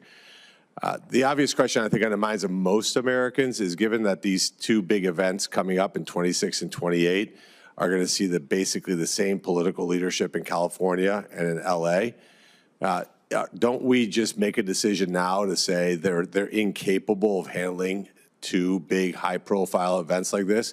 And aren't we better off as a nation just to make an acknowledgement of that and move it to some place that actually will have law and order, that will have the proper amount of protections for American citizens and the tens of millions of visitors that are going to come to both of those events? Why fight the upward battle of what is clearly an administration, both locally and at the state level, that's just unwilling to follow basic civil protections? Senator, I think there's no place in the world like LA to host the world's largest Olympics ever. And I think my experience has been in the year that I've been here that both at the local level, at the state level, and at the federal level, the security coordination and the coordination and cooperation between all levels of government have been extraordinary. And I am confident that come July 14th of 2028, when we do the opening ceremonies in the Coliseum and the stadium in Inglewood, the world will be watching and see America at its best. I share your optimism for America, but look, we also see the TV screens on today. And unlike previous big events like this, you didn't usually have elected leaders that just refused to follow the law. I mean, basic elements. People on freeways, people breaking stones on the ground to throw them at police officers, bricks being delivered, canisters being thrown. This is total and complete chaos, and we don't even have any kind of event like this going on. The country's a big place. We have a huge, diverse geography. We have places all over America that would be better equipped to handle this, and I just don't see why we don't just acknowledge the obvious, which is, by the way, going to be an enormous cost to the federal government when you don't have local officials who will do the bare minimum to protect their own citizens. How are they going to protect people coming in to visit? On top of when you look at the threats that exist, you have drug cartels that are being squeezed by this administration that were made into billion-dollar entities by the Biden administration that have resources to wreak incredible amounts of havoc. You have the terrorists in the Middle East calling for the death of American politicians, including the President and Vice President of the United States. This presents an enormous challenge in normal situations. But when you have completely incompetent leaders, again, not just at the local level, but at the state level, who feel that the administration is doing too much to protect their citizens. I have to repeat that. You have the governor and the mayor saying the President of the United States is doing too much to protect businesses and to protect their own civilians. How are we not heading towards a complete and utter disaster? Let me just, I think, answer your question this way, Senator. You know, on the 2nd of July, 1979, I took an oath on the plane at West Point to dedicate my life to public service. And I wasn't looking for a job. They found me. I've been on, this is my 1-year anniversary, as I mentioned earlier. This is the end of my plebe year. But I came out of retirement to do this, to unite the world around sport and unite LA and unite the nation. Our 50-state relay will hit all 50 states. It's never been done before. That is the thread that will bind the nation and to LA and the games. The world will be watching. I think we have a great opportunity, and I'm very confident in where we are now in our state of planning, both from a security perspective and an operational perspective, to deliver the world's greatest games and the largest games ever. And I'm confident that we will get there. Well, just to be clear, because I want to make this clear for the record, I have total and complete faith in you and your abilities. That's not the question I have in mind, but you're not able to do this and execute without the help of local officials It's just not possible. Look, if it were you planning it and you could put those two in the basement somewhere, then have them give you your authority to do what their job is supposed to do. I would be totally happy and ready to rock and roll to make this happen. But I have grave concerns unless we see movement. And Mr. Chairman, I think what we should do is ask those two people, the mayor of Los Angeles and the governor of California, to come in and explain how their behavior is going to be different in 26 and 28 to assure the American people that we are able to put on an event that this country, that is worthy of this country. So like I said, Mr. Hoover, I'm totally 100% and confident in your abilities and have zero faith in the abilities because of the incompetence that both of them have already shown. With that, Mr. Chairman, I yield my time. Thank you. Senator Moreno. Thank you, Chairman Scott, and thank you for doing this hearing. You know, it's something Mr. Massad said, which I thought was fascinating, was that we've had times that we could have passed market structure regulation and Congress hasn't done it. There hasn't ever been a market structure regulation bill marked up by the Banking Committee. So I'm just not sure where that came from, that there was this idea that market structure regulation had been attempted before. It's never been attempted. But Mr. Massad, just for your sake, I just want to clarify a couple things that you said to make sure you meant to say what you said. Did you call Bitcoin a native token? Yeah, it's often referred to as a native. In other words, Bitcoin and ETH are referred to as native tokens of their blockchain. So you're saying Ether and Bitcoin are the same? Well, I'm classifying both of them as what you call native tokens of the blockchain. So you're saying that a native token is how you would describe Bitcoin. I just want to be clear with that. It's a term that's used to describe when you have a blockchain and you have the token that allows you to use that blockchain, that's often called a native token, yes. Got it. And therein lies exactly why we need to have this market structure regulation. Because the idea that we would turn over this industry to some bureaucrat working at some agency is insane. Because that would make it so that no American company would ever invest in a digital asset company in the United States of America when you had people who are just completely not lacking the fundamental technical base. This reminds me of the Facebook ad where the little lady's sitting there taking pictures off a physical wall and the guy saying, yeah, none of this works this way. Bitcoin is a commodity. Now, so there was a lot of talk about meme coins and NFTs. So let me ask you this follow-up question. Chairman, Senator, if I may just say, I get to ask the question. I was the guy who declared Bitcoin a commodity. This is the great part about being a senator. I get to ask you the questions. Okay. So were you prohibited by law to cooperating with the SEC? No. Why didn't you? I did. So no, but you just said that what we should do is have the CFTC and the SEC work together. Yes. Why didn't you do that? Well, when I was there, I did that, sir. So what then I'm it was, saying so is you're saying that you solved Congress shouldn't all try to be the regulator. No, hold on a sir. second. You're saying you solved all these problems when you were at the CFTC with the SEC. No, so but then we why do solved we the need swap problems. Okay, so you didn't solve all the problems. So you want us to have the SEC and the CFTC work together. But what you really want is you want Congress to abdicate its responsibilities to unelected not at all. bureaucrats Not such at all. as yourself. As with Jay Clayton, a Republican appointee, he agrees with me on this. Are you a baseball fan? I assume you're a Red Sox fan up there at Harvard? No, right? I live in Washington, sir. Oh, geez, Pete. All right, so is a baseball card a security? No. What's the difference between a baseball card and a meme coin? Sir. No, just what's the difference? How would you explain it to me technically? They're both, you could classify them both as collectibles. Is it the government's role to prevent me from paying $5 million for a 1952 Mickey Mantle? I think people should be allowed to invest in whatever they want to invest in, sir. So then, does that mean meme coins as well? If they want to buy and sell meme coins, that's fine. But So we you don't should think have that a should- regulatory framework for certain financial instruments. No. We've I'm learned talking over the I'm talking years about that meme that's coins. useful. I'm talking about meme coins. Do you think that the government, the SEC or the CFTC should regulate meme coins? I think we should have an investor protection framework over this over financial instruments. I'm going to take that. If we want to decide that they're yes? not financial instruments. Are you saying yes? It's just simple because again, we only have 5. The chairman's very strict. Only lets us have 5 minutes. I understand that, Senator. So but you're I saying think yes you- or no? I think you might appreciate that it's a more complicated issue than that. At least I would hope you do. It's not complicated. Should the SEC or the CFTC regulate meme coins? It's The a SEC yes has or no. already said it won't, and that's fine with me. Okay. But I'm happy to create a category that's neither a security or a commodity. Should we include baseball cards in that as well? No, I don't think we're Why not? talking about baseball cards here, sir. What's the difference? Because we're talking about a particular technology of tokenization No, and because blockchains. That's the focus of this here's what I matter. want. We're my not co- talking here- about anything that people. Here's what I want my colleagues to understand. How many business people work at the SEC and the CFTC? How many entrepreneurs? How many people who started companies work there? I don't have that information, sir. Let's say none. And then let me just finish this, Mr. Painter, with just something that you said, which was also equally staggeringly insane. You said that Congress should not own crypto, correct? So members of Congress should not be investing in the crypto industry. So you said that you shouldn't own crypto. You shouldn't own crypto. You know, that's not it is complicated. very clear if you have your own meme coin. I don't know, Senator, whether you have your own meme coin.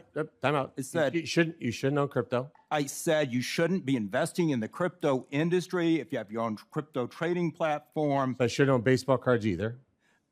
Because Congress regulates Congress regulates professional baseball. No, I said.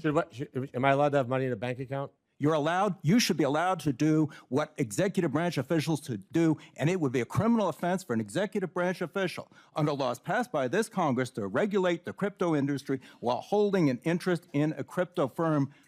That is just a law, and Congress passed that law and imposed it on everyone else Moreno, except for members you of want Congress. to finish your thought on this? Yeah, my point is, for some reason, I don't understand why, maybe it's just a generational problem. It seems like the crypto industry, that people of a certain generation are just afraid of it. And that fear and lack of knowledge and having the humility to know that you just don't know the technological issues here has made this industry just reticent on understanding that there's a whole new world. And by the way, the 1946 securities laws should not be dictating what we're doing today. And I think I hope that my colleagues understand it. This is a generational issue. It's not a Democrat versus Republican issue. And if you took the time to just understand the technology, I think it would be easier for us to move forward. How do we retake Massachusetts? Oof, Massachusetts. Look, I lived there for 12 years. I had a dealership in Massachusetts. I said I would never set foot in that godforsaken state again. Look, it's going to require a total movement on your part to have people see the light. Look, Martha's Vineyard is the epicenter of Democrat politics today. People in Martha's Vineyard who think that they are smarter, more intelligent than everybody else. The heart of the Republican Party is working class Americans. So look, if you live in Massachusetts, come to Ohio. I don't know that it's possible for you to make that happen. Look, I'm out of time. Thank you for making this happen. Let's go out there and get something done. Thank you, Turning Point. Appreciate it. Thank you. Thank you. So, first question here, this is more of a House thing. They continue to have these depositions, these closed-door depositions. Nope. Ohio guy actually is coming in, Steve Ricchetti, tomorrow, his deputy chief of staff. Do you think, based on your observations and what we've gotten from these interviews before, are they getting anywhere? Is this making any difference in terms of making the Republican case that the former president was not fit, or do we just not know? Well, look, it's pretty obvious. Anybody who had a TV. And people certainly who interacted with him, like my Democrat colleagues, saw the person that was clearly in decline. We all saw it in public view. The question is, who was actually in charge of the auto pen? Who was the one making the decisions? And that's something we should get to the bottom of. Has this changed the narrative at all? Have you gotten some answers to some of those questions yet? No, not at all. We really just don't know. Like it's a black box. But what we do know is that anecdotally, for example, when Speaker Johnson asked him about why President Biden banned LNG exports, he said, I didn't do that. But he had signed a ban on LNG exports, which was a catastrophically bad idea. So we do have to get to the bottom of who was in charge, who was pulling strings, and who was keeping this information for the American people. Senator, on Russia sanctions, are you waiting for guidance from President Trump? I mean, what do you need to support a sanctions bill at this point? Well, President Trump was clear yesterday. He said he wants to give Putin another 10 days to do the right thing, which is to end the killing in Eastern Europe, which is what I campaigned on, what President Trump campaigned on. We don't want a proxy war with Russia. We want the killing to end. But Congress is out in 10 days. You can only pass a sanctions bill in the next week or so. No, we can come back. We certainly have the ability to come back and do our work. By the way, we may still be here. We have a lot of nominees to confirm, so there's a decent chance we're still here in August. Wouldn't that be fun for you guys? So much fun. No comment. Senator, you saw the president's comments about the situation in Gaza, the fact that they want the U.S. now to have a role in distributing aid there. What do you make of your fellow Republican, Congresswoman Marjorie Taylor Greene's comments calling this a genocide in Gaza? Well, I think you should go there and be educated. I was in Israel. I've seen firsthand, like literally not third hand, not a press report, firsthand, trucks leaving northern Israel, going into Syria, being attacked and burnt by the terrorist rebels, in that case Hezbollah. Same thing happens in Hamas. So they send these trucks in there, and the food trucks are either hijacked, the food is then stolen, sold to their own citizens. Look, all of this can be over today if Hamas lays down their weapons and releases the hostages. I think we all have to remember that. This whole situation of Hamas has one culprit, which is Hamas. So Gaza could be free, Gaza could be a thriving place, the hostages could be released, and the people there that are suffering because of Hamas, not because of Israel. There's no country on earth that spends the kind of time, effort, and money to feed their enemy than Israel does. And again, if Marjorie has that opinion, then she, again, should go visit, go talk to the people, talk to the families of the soldiers that bend over backwards, bend themselves into a pretzel. But you're dealing with ruthless terrorists that love the idea of their own citizens being mutilated and killed because it gives them an edge in a propaganda war. It's sick, it's disturbing, it's disgusting, but that's the reality of who they are. Now, I'll tell you why they won't release the hostages, because they'll all be dead. The minute they release the hostages, that's the only bargaining chip that the leaders of Hamas have, and they know it's a death sentence. So they're not willing to do that. But they've held these people in terrible conditions, sometimes cages. So look, all this can be over today. Let's hope that happens. President Trump's given them all the time and opportunity to do that. I think that the Qataris can do more and should do more because they're playing both sides of this right now, and they need to be much more aggressive about getting Hamas to the table and getting this done. Would you support the U.S. setting up food centers, as President Trump has suggested? Yeah, again, but you got to look at how this is all going to play out. We don't want American soldiers in that war zone. I get an alert every day when Israeli soldiers have been killed, and I get way too many alerts every single solitary day.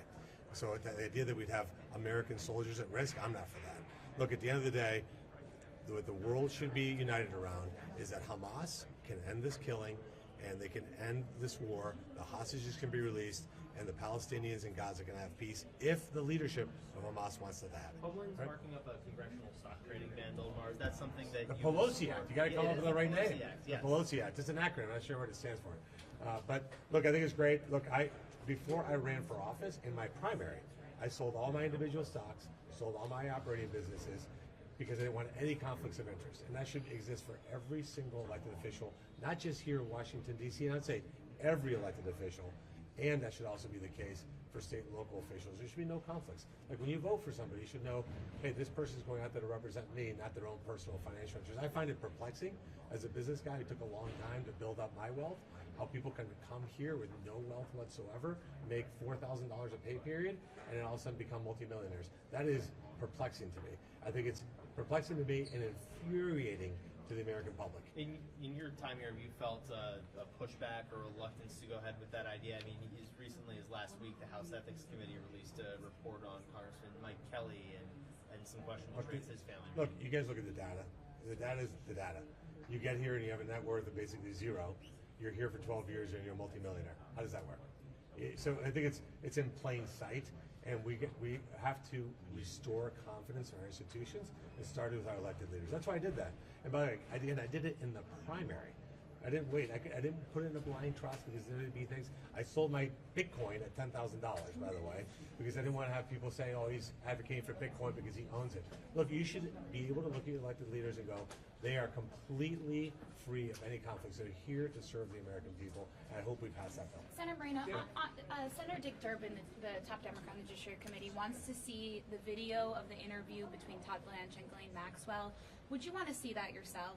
I wouldn't want to see it, but if Dick Durbin wants to see it, go ahead. Why don't you want to see it? Because there's nothing to see there. This is a woman who committed heinous crimes. I don't want that replayed.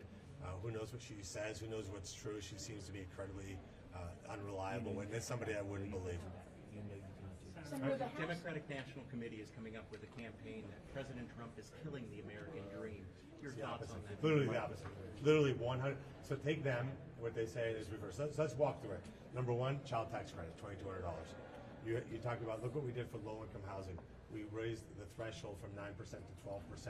We lowered the bond from 50 to 25%. That's $15 billion more money in low-income tax credits that are out there. That's huge. That's a huge impact. The no tax on tips, no tax on overtime. The amount of investment we're seeing in this country that's driving up our economy. By the way, look at the numbers. Look at real wages. What are people putting in their pockets? There's one guy who's crushing the American dream. One guy who's spending $3.1 billion to renovate 3 office buildings in D.C. His name is Jerome Powell, and he definitely needs to be put out the pasture and retire because he's costing people the American dream. He's costing every single one of you money. If you have a credit card, you have a car loan, you have anything where you pay, student loan, he's costing you money because of his political partisanship. That guy needs to be fired or, better yet, just resign. So if there's somebody killing the American dream, I would agree. It's certainly not President Trump. President Trump's fighting for the American dream. So Senator Josh Hawley introduced a bill to provide tariff rebates for families No, who... we're going to pay down their debt. No, So we're going to pay down. think We have $37 trillion debt. What do you think a Republican then would introduce this kind of... Because you're talking about it. I mean, oh yeah, okay. That's a good question. That's it. We'll never pass. We have a $37 trillion debt. You know, think about how immoral it is for my generation and older boomers to say to your generation, millennials and Gen Z, hey man, we had a great time in America. Here's trillions of dollars that you guys paid off. We loved it though. We enjoyed all this money that we borrowed on your behalf. It's immoral. I mean, we need to pay down our debt. We need to be serious about paying down our debt. You know, I hear so many of my Republican colleagues say one thing publicly, that they're fiscal conservatives, and yet I hear, and maybe I'll say who they are later, hear them putting in $100 million earmarks for pet projects. That's crazy. Like, you got to be straight with the American public. There's not a Republican that doesn't run for office that says, I'm going to pay down this debt. And by the way, I have to look at all of you and my own kids and my own grandkids and say, am I being a moral person by saddling the next generation with this kind of debt? It's totally irresponsible. So the good news is President Trump's bringing in record amounts of tariffs, record amount of investment. The one big beautiful bill is going to unleash private investment in this country, which is going to grow our GDP. That's what's going to allow us to pay down our debt. I think the one beautiful bill, if it's executed the way I think it will be executed, we'll probably pay down our debt $4 trillion, first time ever. But something is also causing that snowball debt to continue to snowball. Is the appropriations process is broken? No, the Are you appropriations happy with process is not broken. The people who put out appropriations for hundreds of millions of dollars and then pretend they're not somebody who asked for earmarks is what's broken. I think we need to have much more daylight so that people can see, okay, what did Moreno advocate for? How much was it? Is he out putting his money where his mouth is? Is he vetting these projects, or is he trying to get a lot of money for his own state because that's going to help him politically? I think those are the American dream. So Senator Josh Hawley introduced a bill to provide tariff rebates for families No, who... we're going to pay down their debt. No, So we're going to pay down. think We have $37 trillion debt. What do you think a Republican then would introduce this kind Because of... you're talking about it. I mean, oh yeah, okay. That's a good question. That's it. We'll never pass. We have a $37 trillion debt. You know, think about how immoral it is for my generation and older boomers to say to your generation, millennials and Gen Z, hey man, we had a great time in America. Here's trillions of dollars that you guys paid off. We loved it though. We enjoyed all this money that we borrowed on your behalf. It's immoral. I mean, we need to pay down our debt. We need to be serious about paying down our debt. You know, I hear so many of my Republican colleagues say one thing publicly, that they're fiscal conservatives, and yet I hear, and maybe I'll say who they are later, hear them putting in $100 million earmarks for pet projects. That's crazy. Like, you got to be straight with the American public. There's not a Republican that doesn't run for office that says, I'm going to pay down this debt. And by the way, I have to look at all of you and my own kids and my own grandkids and say, am I being a moral person by saddling the next generation with this kind of debt? It's totally irresponsible. So the good news is President Trump's bringing in record amounts of tariffs, record amount of investment. The one big beautiful bill is going to unleash private investment in this country, country, which is going to grow our GDP. That's what's going to allow us to pay down our debt. I think the one beautiful bill, if it's executed the way I think it will be executed, we'll probably pay down our debt $4 trillion, first time ever. But something is off. Senator Dick Durbin, the top Democrat on the Judiciary Committee, wants to see the video of the interview between Todd Blanche and Ghislaine Maxwell. Would you want to see that yourself? I wouldn't want to see it, but if Dick Durbin wants to see it, go ahead. Why don't you want to see it? Because there's nothing to see there. This is a woman who committed heinous crimes. I don't want that replayed. Who knows what she says? Who knows what's true? She seems to be incredibly unreliable witness, somebody I wouldn't believe. The Democratic National Committee is coming up with a campaign that President Trump is killing the American dream. Your thoughts on that? Literally the opposite. Literally 100. So take them, what they say is reverse. Let's walk through it. Number one, child tax credit, $2,200. You talked about, look what we did for low-income housing. We raised the threshold from 9% to 12%. We lowered the bond from 50 to 25%. That's $15 billion more money in low-income tax credits that are out there. That's huge. That's a huge impact. The no tax on tips, no tax on overtime. The amount of investment we're seeing in this country that's driving up our economy. By the way, look at the numbers. Look at real wages. What are people putting in their pockets? There's one guy who's crushing the American dream. One guy who's spending $3.1 billion to renovate 3 office buildings in D.C. His name is Jerome Powell, and he definitely needs to be put out the pasture and retire because he's costing people the American dream. He's costing every single one of you money. If you have a credit card, you have a car loan, you have anything where you pay, student loan, he's costing you money because of his political partisanship. That guy needs to be fired or, better yet, just resign. So if there's somebody killing the American dream, I would agree. It's certainly not President Trump. President Trump's fighting for the American dream. So, first question here, this is more of a House thing. They continue to have these depositions, these closed-door depositions. Nope. Ohio guy actually is coming in, Steve Ricchetti, tomorrow, his deputy chief of staff. Do you think, based on your observations and what we've gotten from these interviews before, are they getting anywhere? Is this making any difference in terms of making the Republican case that the former president was not fit, or do we just not know? Well, look, it's pretty obvious. Anybody who had a TV, and people certainly who interacted with him, like my Democrat colleagues, saw the person that was clearly in decline. We all saw it in public view. The question is, who was actually in charge of the auto pen? Who was the one making the decisions? And that's something we should get to the bottom of. Has this changed the narrative at all? Have you gotten some answers to some of those questions yet? No, not at all. Because we really just don't know. Like it's a black box. But what we do know is that anecdotally, for example, when Speaker Johnson asked him about why President Biden banned LNG exports, he said, I didn't do that. But he had signed a ban on LNG exports, which was a catastrophically bad idea. So we do have to get to the bottom of who was in charge, who was pulling strings, and who was keeping this information for the American people. Senator, on Russia sanctions. Can I ask a new guy question here? This is obviously really important. And by the way, I made a decision to sell every single one of my assets before the primary. Just be clear on that. But here's my question. Is this really the right way to run a railroad? We're being thrown at us reams of paper, lots of dialogue, and then we're taking a vote. If you had a gun to my head, I could not tell you what we're about to vote for. I have no idea what we're voting for. I was a co-sponsor with Senator Hawley on the Pelosi Act. Pretty straightforward. I read that bill. I have not read the mountains of paper that's in front of me, and I think it's wholly irresponsible for us to sit here. Pretty much, let's be honest, this is a publicity show, and then be asked to vote on something where we have literally no idea what we're voting on.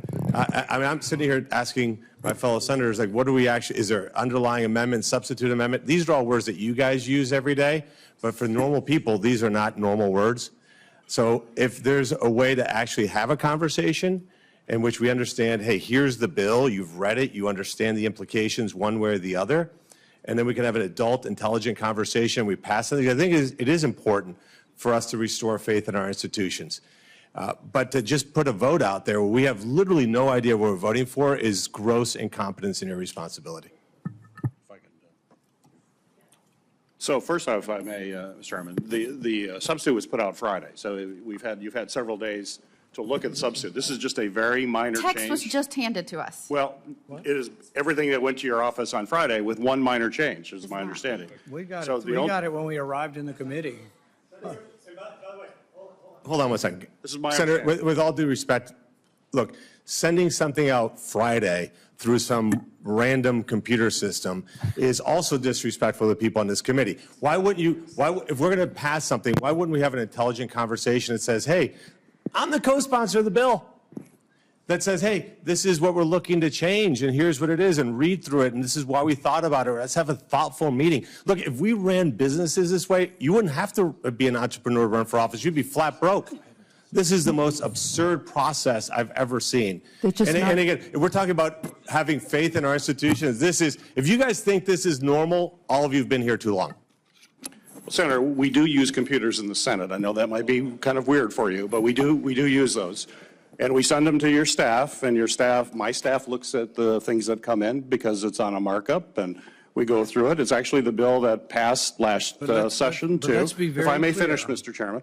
And so this is only a change. There was a date certain as to, was it 27, I think, and instead it was changed to the term of an individual. And then let me go back to, I mean, President Trump is treated like every other member. There's no trading within 90 days. We deal with the trading issue right away, which I think is probably 95% of the problem, is the trading. And this bill, this substitute deals with it after 90 days. The president, members of the Senate, members of the House are all going to be impacted by it.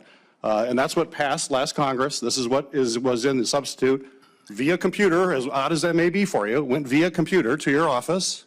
Your staff had a chance to look at it. This is a minor change. That's what we're talking about. Before we're going to be disdainful of the point, we got the substitute on Friday. We got the modification when we walked in. The modification is what removes Donald Trump from the bill. It's a big change. The modification vote is what we're going to have. You're right. Substitute didn't include the president. Yes, the bill will treat Congress and the president equally in the bill with the modification. Without the modification, it treats the president immediately. We will be voting to modify the substitute to not have this bill apply to Donald Trump while he's in office. That is what the vote is before us. But I sort of resent you treating our members by saying, oh, you don't know about a computer? I mean, you know better than that. He complained it came via computer, Mr. Chairman. I was just, I'm sorry. Mr. Peters, if you want to have a who knows more about technology battle, let's have that battle. So I know more about technology in my pinky than you do. Can you explain on page 4 and 5 what the changes are? Could you walk me through the changes that were made on pages 4 and 5? Because you know this bill off the top of your head. The changes with the times. So what's the changes on page 4? The change in the change that was made, my understanding is the change was just on the date. That's incorrect. All right, how about the changes on page 5? Take a look at them. So you don't know. It was delivered to you on a computer. You didn't read it over the weekend? So what were the changes on page 5? The dates are changed throughout, Senator. That's not the dates. It's not true at all. I got this from Senator Hawley's staff, who gave it to us, and that was the change that they said was the only change. Explain the changes on page 4 or page 5. Could I just, Mr. Chair, I just want to take a step back. Our staffs did get the substitute. They did brief, at least I got briefed on what it was, and I got briefed on the change that was handed to us this morning.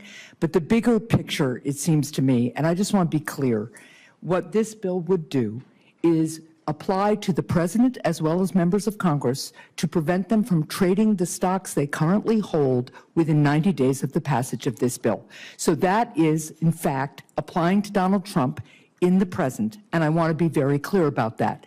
Like all members of Congress in this legislation, Donald Trump does not have to divest unless he were to start another presidential term. And the reality is that he is in his second term, so the Constitution prevents that. But the vice president would have to do the same thing if he were to have another term. We would all have to do the same thing. But it gives members the choice to decide whether they are going to divest or run for office. And that seems to me to be a fair way of addressing some of the concerns that we've heard from opponents of this bill. So I just want to take a step back and be real about what does and doesn't apply to the president right now and what is in this bill, and echo Senator Slotkin's and others' view that this is a major and important step forward. To my colleague from Ohio, we have debated this issue on this committee now for several rounds, including in the last Congress, and there's always somebody who finds some small thing to say, well, let's just wait, let's just delay it. I think the work here has been really good. I think you've heard Senator Hawley agree that as it comes to the floor, if there are other changes or clarifications people want, he will work with them on that, and there is still a chance to vote against it on the floor should it get to the floor. But I just want to echo that I think this is a major step forward and an important piece of legislation to make sure that the American public knows that members of Congress and the President of the United States are not spending their time trading stocks when they are supposed to be working here full time. Thank you. But let's be very clear about the timeline. The substitute was distributed on Friday. The modification, most of us, other than Senator Peters, didn't get it from Ohio. So I just want to clear the irony here that the person who's speaking right now has been a small business owner my entire life, and my colleague has never owned a business. So I know exactly what drives small businesses. I've read many statements from small business owners that are thankful to President Trump for his tariffs policies, because what it's doing is it's bringing manufacturing back to America. Now, I will acknowledge that there is a Payne Street, but it's not in Main Street. It's in Martha's Vineyard, where the globalists, the climate change cultists are waiting for their senators to arrive after we leave here in Washington, D.C., to make the annual pilgrimage in which they talk about the plight of the little people while they fly there on their private jets and enjoy caviar in their mansions. But let me tell you what's happening in Chillicothe, Ohio.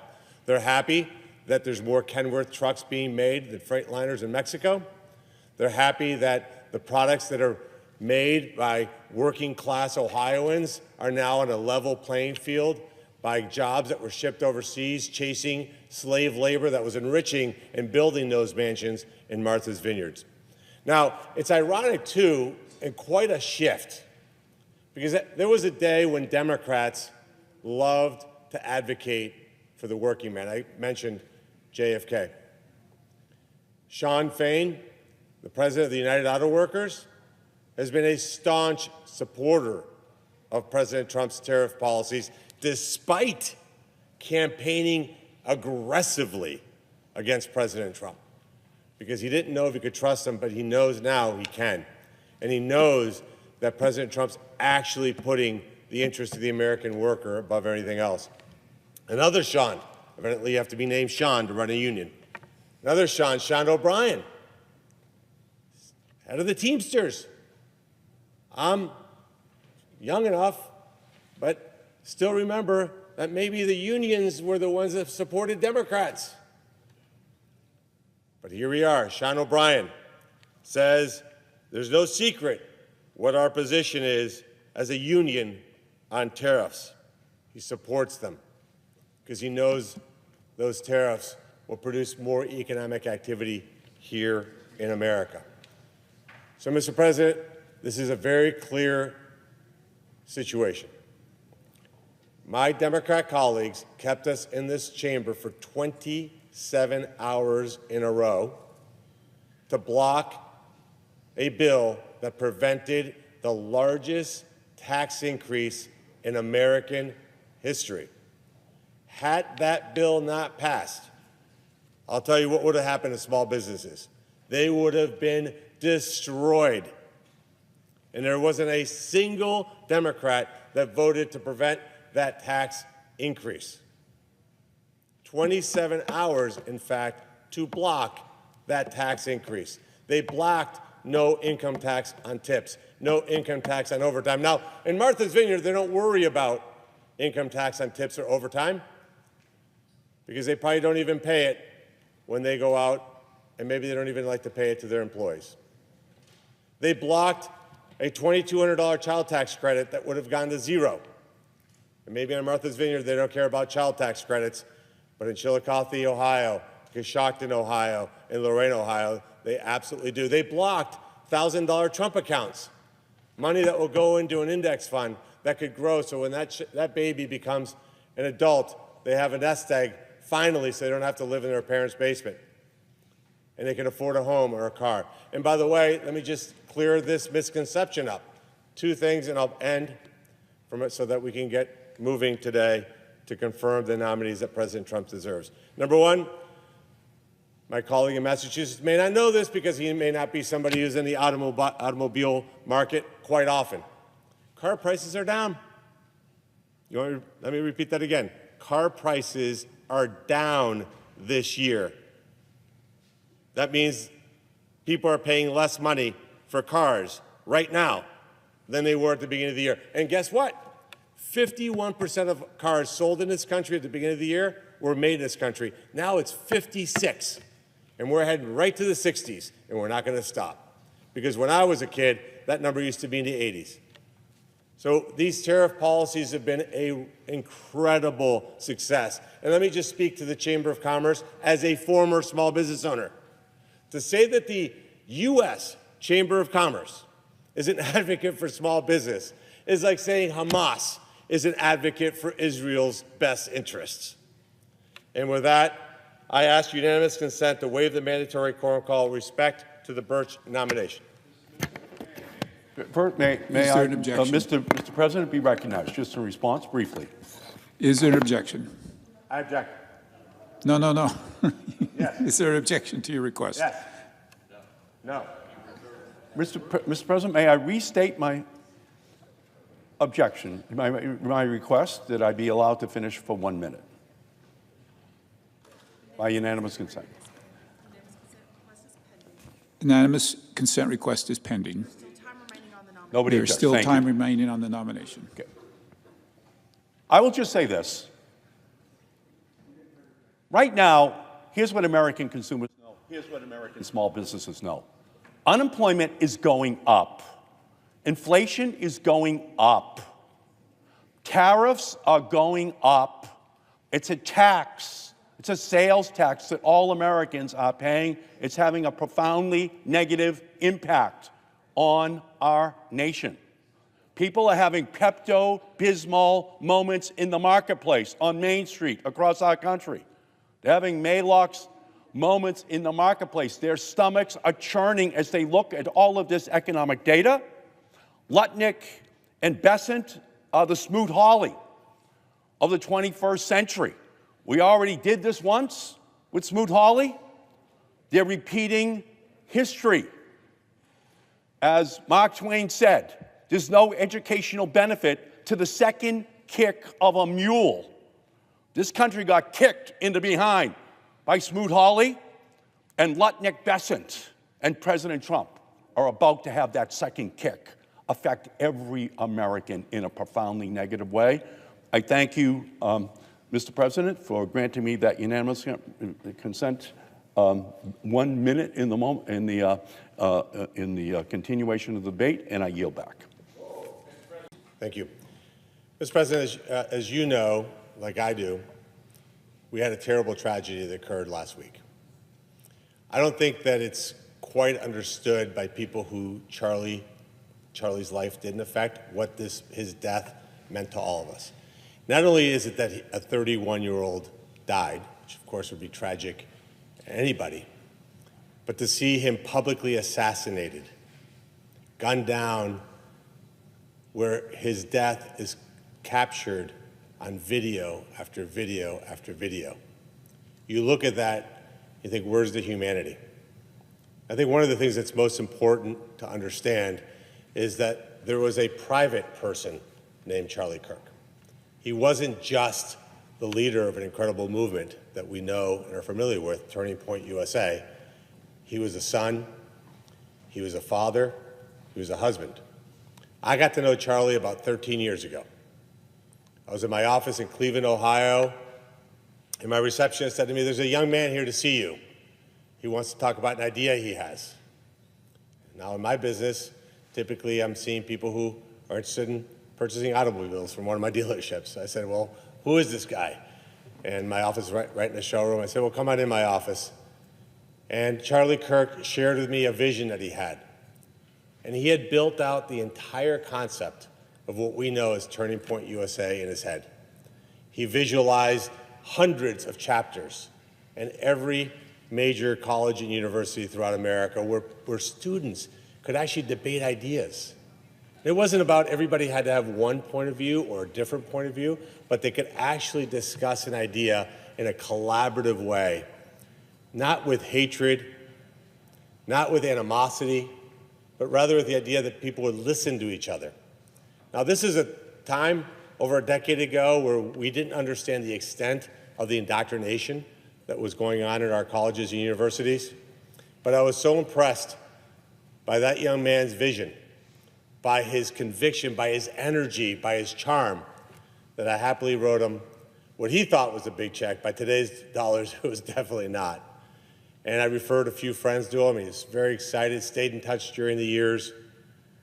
Lo and behold, he builds this incredible organization. I ended up running for Senate. He activated that group, helped me tremendously in Ohio.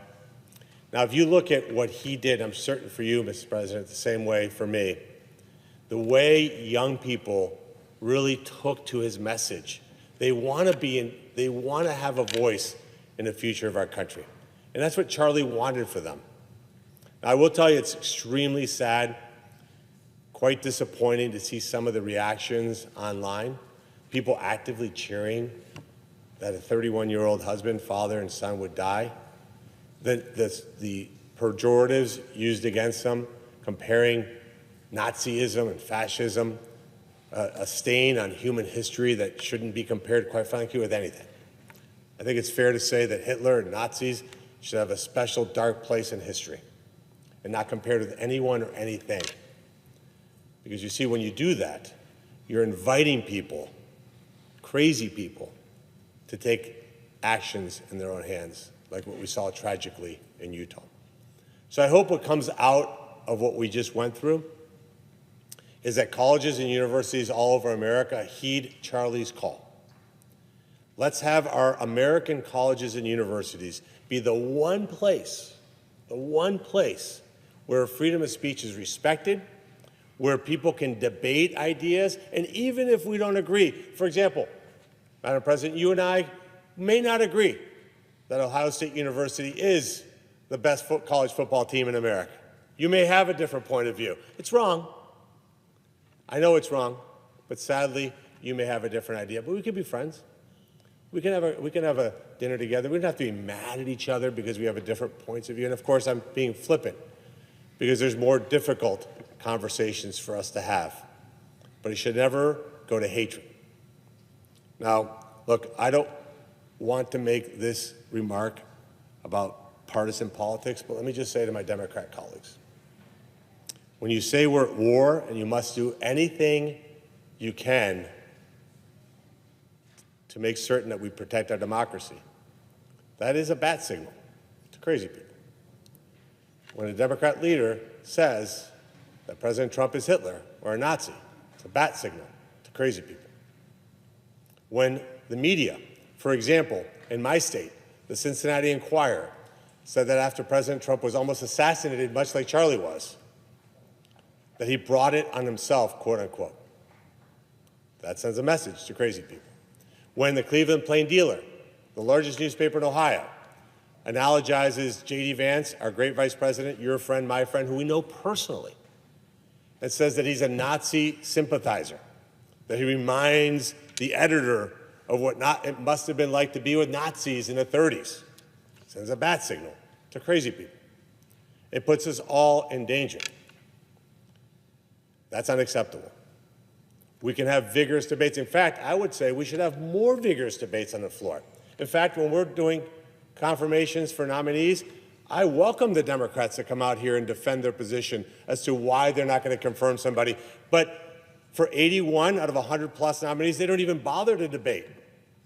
And for the ones that they do, it's 2 minutes of debate. Let's have more vigorous debates, but let's do it respectfully. Let's do it from a point of view of, this is what I believe, tell me what your beliefs are, not just yelling at the presiding officer when nobody else is on the floor. That's not a debate. That's trying to get a 30-second clip on social media. That's not what this institution should represent. This should be like those college campuses, a place for free exchange of ideas. Maybe sometimes, although I find it hard to believe, that my colleagues could make a point that may change some minds on this side. It would be great to see that. And I hope that when we make points that they listen. And that's what Charlie wanted. What I'd like to do now is ask unanimous consent that the Senate observe a moment of silence in remembrance of Charlie Kirk, Erica Kirk, and their 2 young children who had to ask their mom when their dad was going to come home. And understand that we had a great tragedy. So, Madam President, I ask for unanimous consent to have that moment of silence. Without objection.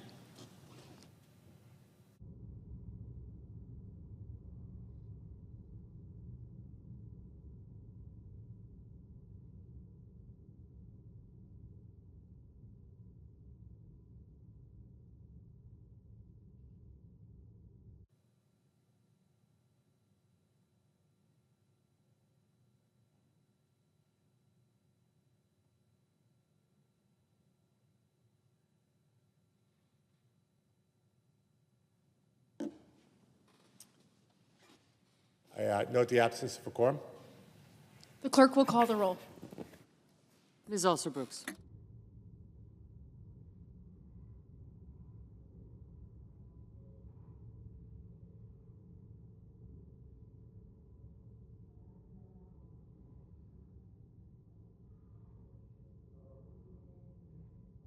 I think that we can't just stop here. We have to look out throughout government, more transparency, more sunlight. I'm going to throw it back to Senator Moreno. I think has another couple questions. Yeah. Mr. Taibbi, you've been around the block, as they say, around the globe. You've seen authoritarian governments. What would be the American foreign policy reaction to a country that receives foreign aid, foreign assistance from the U.S. that did this to their own citizens? Senator, I would hope that we would look negatively on any country that mass collected information on innocent citizens. Surveilled their citizens, put them on watch list, prevented them from traveling, right? Had a presumption of guilt, not a presumption of innocence. Like we would probably call them in and say, hey, we can't continue this relationship because you're oppressing your own citizens. Would that be accurate? Yeah, I think that would certainly be accurate. I know that we've raised questions about surveillance of journalists in other countries in the past. And that was happening, as the chairman just said, literally FBI agents sitting down with private companies saying, you must remove this person from social media. You must go knock on their door. Some of the stuff we're seeing in the UK, which I'm very proud of the fact that our vice president is speaking out against what the UK is doing to their own citizens, like persecuting them for social media posts. Yeah. That's pretty outrageous, right? So this was happening over the last 4 years of the Biden administration. You would say, in the history of the United States of America, we've never seen more of a tilt towards authoritarian rule than we did under Joe Biden.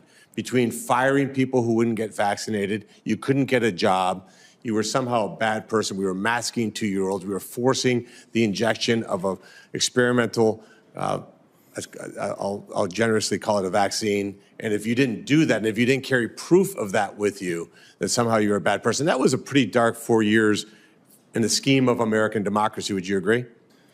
I would agree, and there was also a radical shift in attitudes in this country towards whether or not we should have laws against things like hate speech. There used to be a small minority of people who believe that. Now it's become almost a majority of people who believe that. You mentioned the UK. I interviewed somebody last week who was arrested for speech over there, and to the chairman's point, they have a system that allows people to make complaints that result in criminal arrests of people for social media posts. And, that could have been our future here. And so that's deeply concerning to me. I'll jump to you, Mr. Harper. I'll let you answer this one. Do you think in the scheme of things for Americans, I think Americans would think that their freedom, their liberty, their constitutional rights given to them by our founders is important. Just quick question, yes or no. Do you think that's important, really important to American citizens? It is. And do you think that it's ironic that Democrats that chase cameras saying that President Trump is a threat to our democracy are not even here? I think the record should show, Mr. Chairman, who attended this hearing and who did not attend the hearing. Because you can't go out there and go on camera and say that President Trump, the person who ended the Quiet Skies program, the person who's reforming what's happened under the Biden era, there's nobody being threatened to be fired for not taking a vaccine. In fact, restoring individual liberty, and yet don't even bother to show up to a hearing, which I think this hearing, and I said this to you yesterday, Mr. Chairman, is the most outrageous thing I've ever seen in Washington, D.C., and yet they can't even bother. And I think it's one of those things where you decide what's important. Like when you're a United States Senator, you can decide what's important. I can be in this hearing, I can be in another hearing, I can be at a fundraiser, I can be golfing, I can do whatever the heck I want. That's kind of the crazy part about being a senator. You don't actually have to show up to win, but you do.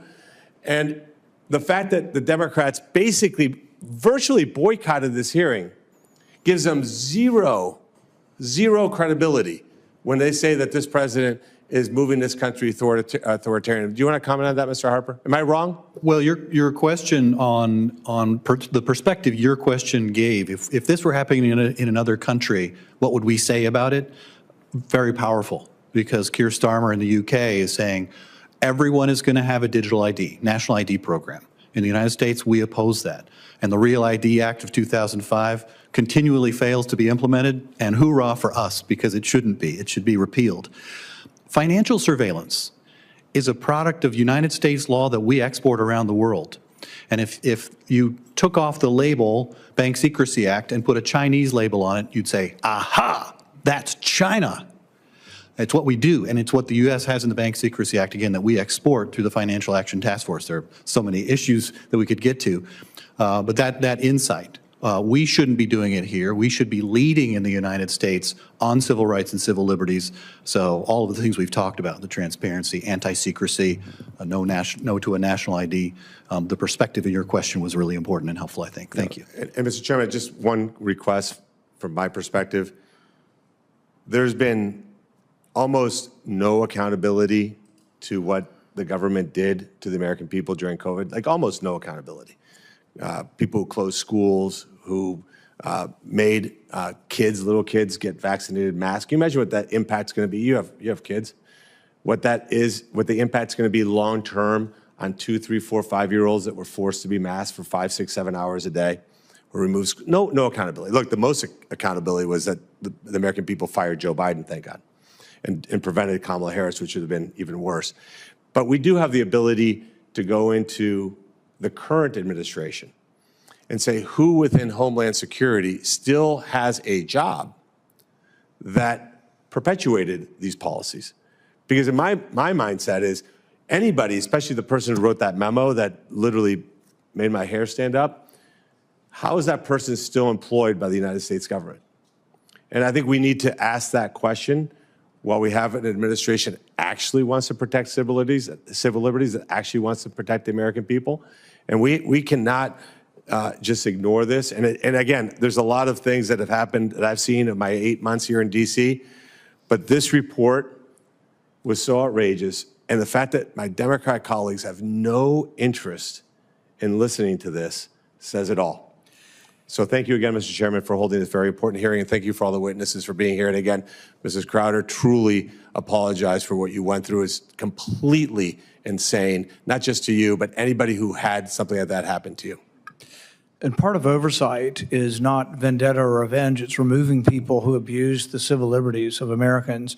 And so far, the court has been consistent in upholding the president's right to hire and fire people in the executive branch. So I agree with you completely, because we need to make sure that these programs don't come back again. The issue of anonymous accusation reminds me of a scene that I saw in Venice. There's a lion's mouth, Boca de Leone, and the Doge was like the king of Venice, and you could anonymously just put it in there, but you could lose your head or be imprisoned for life by an anonymous tip. one of the evolutions beyond that is sort of the idea of due process, that you can't just be secretly accused of things. And I think there is a real danger to that. And I think that's what happened in this case. And if this is somebody who works still as an air marshal, that person doesn't need to work as an air marshal. If it was a colleague or somebody that tried to get your wife in trouble, somebody did it. I have a feeling that it's malicious, actually. And I don't have information on that, but we want to get to the bottom of that. And the people who created and ran all these programs, of course we do. And I think your point is well taken on human rights. We have all kinds of strings that are supposed to be attached to human rights. If you're not a democratically elected government, I've tried using that one before because there are many coups that occur around the world. We keep sending them. I mean, Egypt still lives under a military rule after a coup. Technically, they're not supposed to. There was something called the Leahy Amendments. They're not supposed to get foreign aid now, but we do it anyway. We just exempt them from the Leahy Amendments. But things that we would enforce on other countries, we certainly should enforce on others. There are big categories of people, Arab Americans, Muslim Americans, who have been abused by this stuff. But it really isn't always just either the color of your skin or the color. It could be the shade of your ideology. You could be a homeschooler or a Donald Trump supporter. You could be all kinds of things that may be outside some sort of mainstream. And to target those people is anathema to what our country stands for. I appreciate everything all of you have done in this. I appreciate your testimony today. And the records.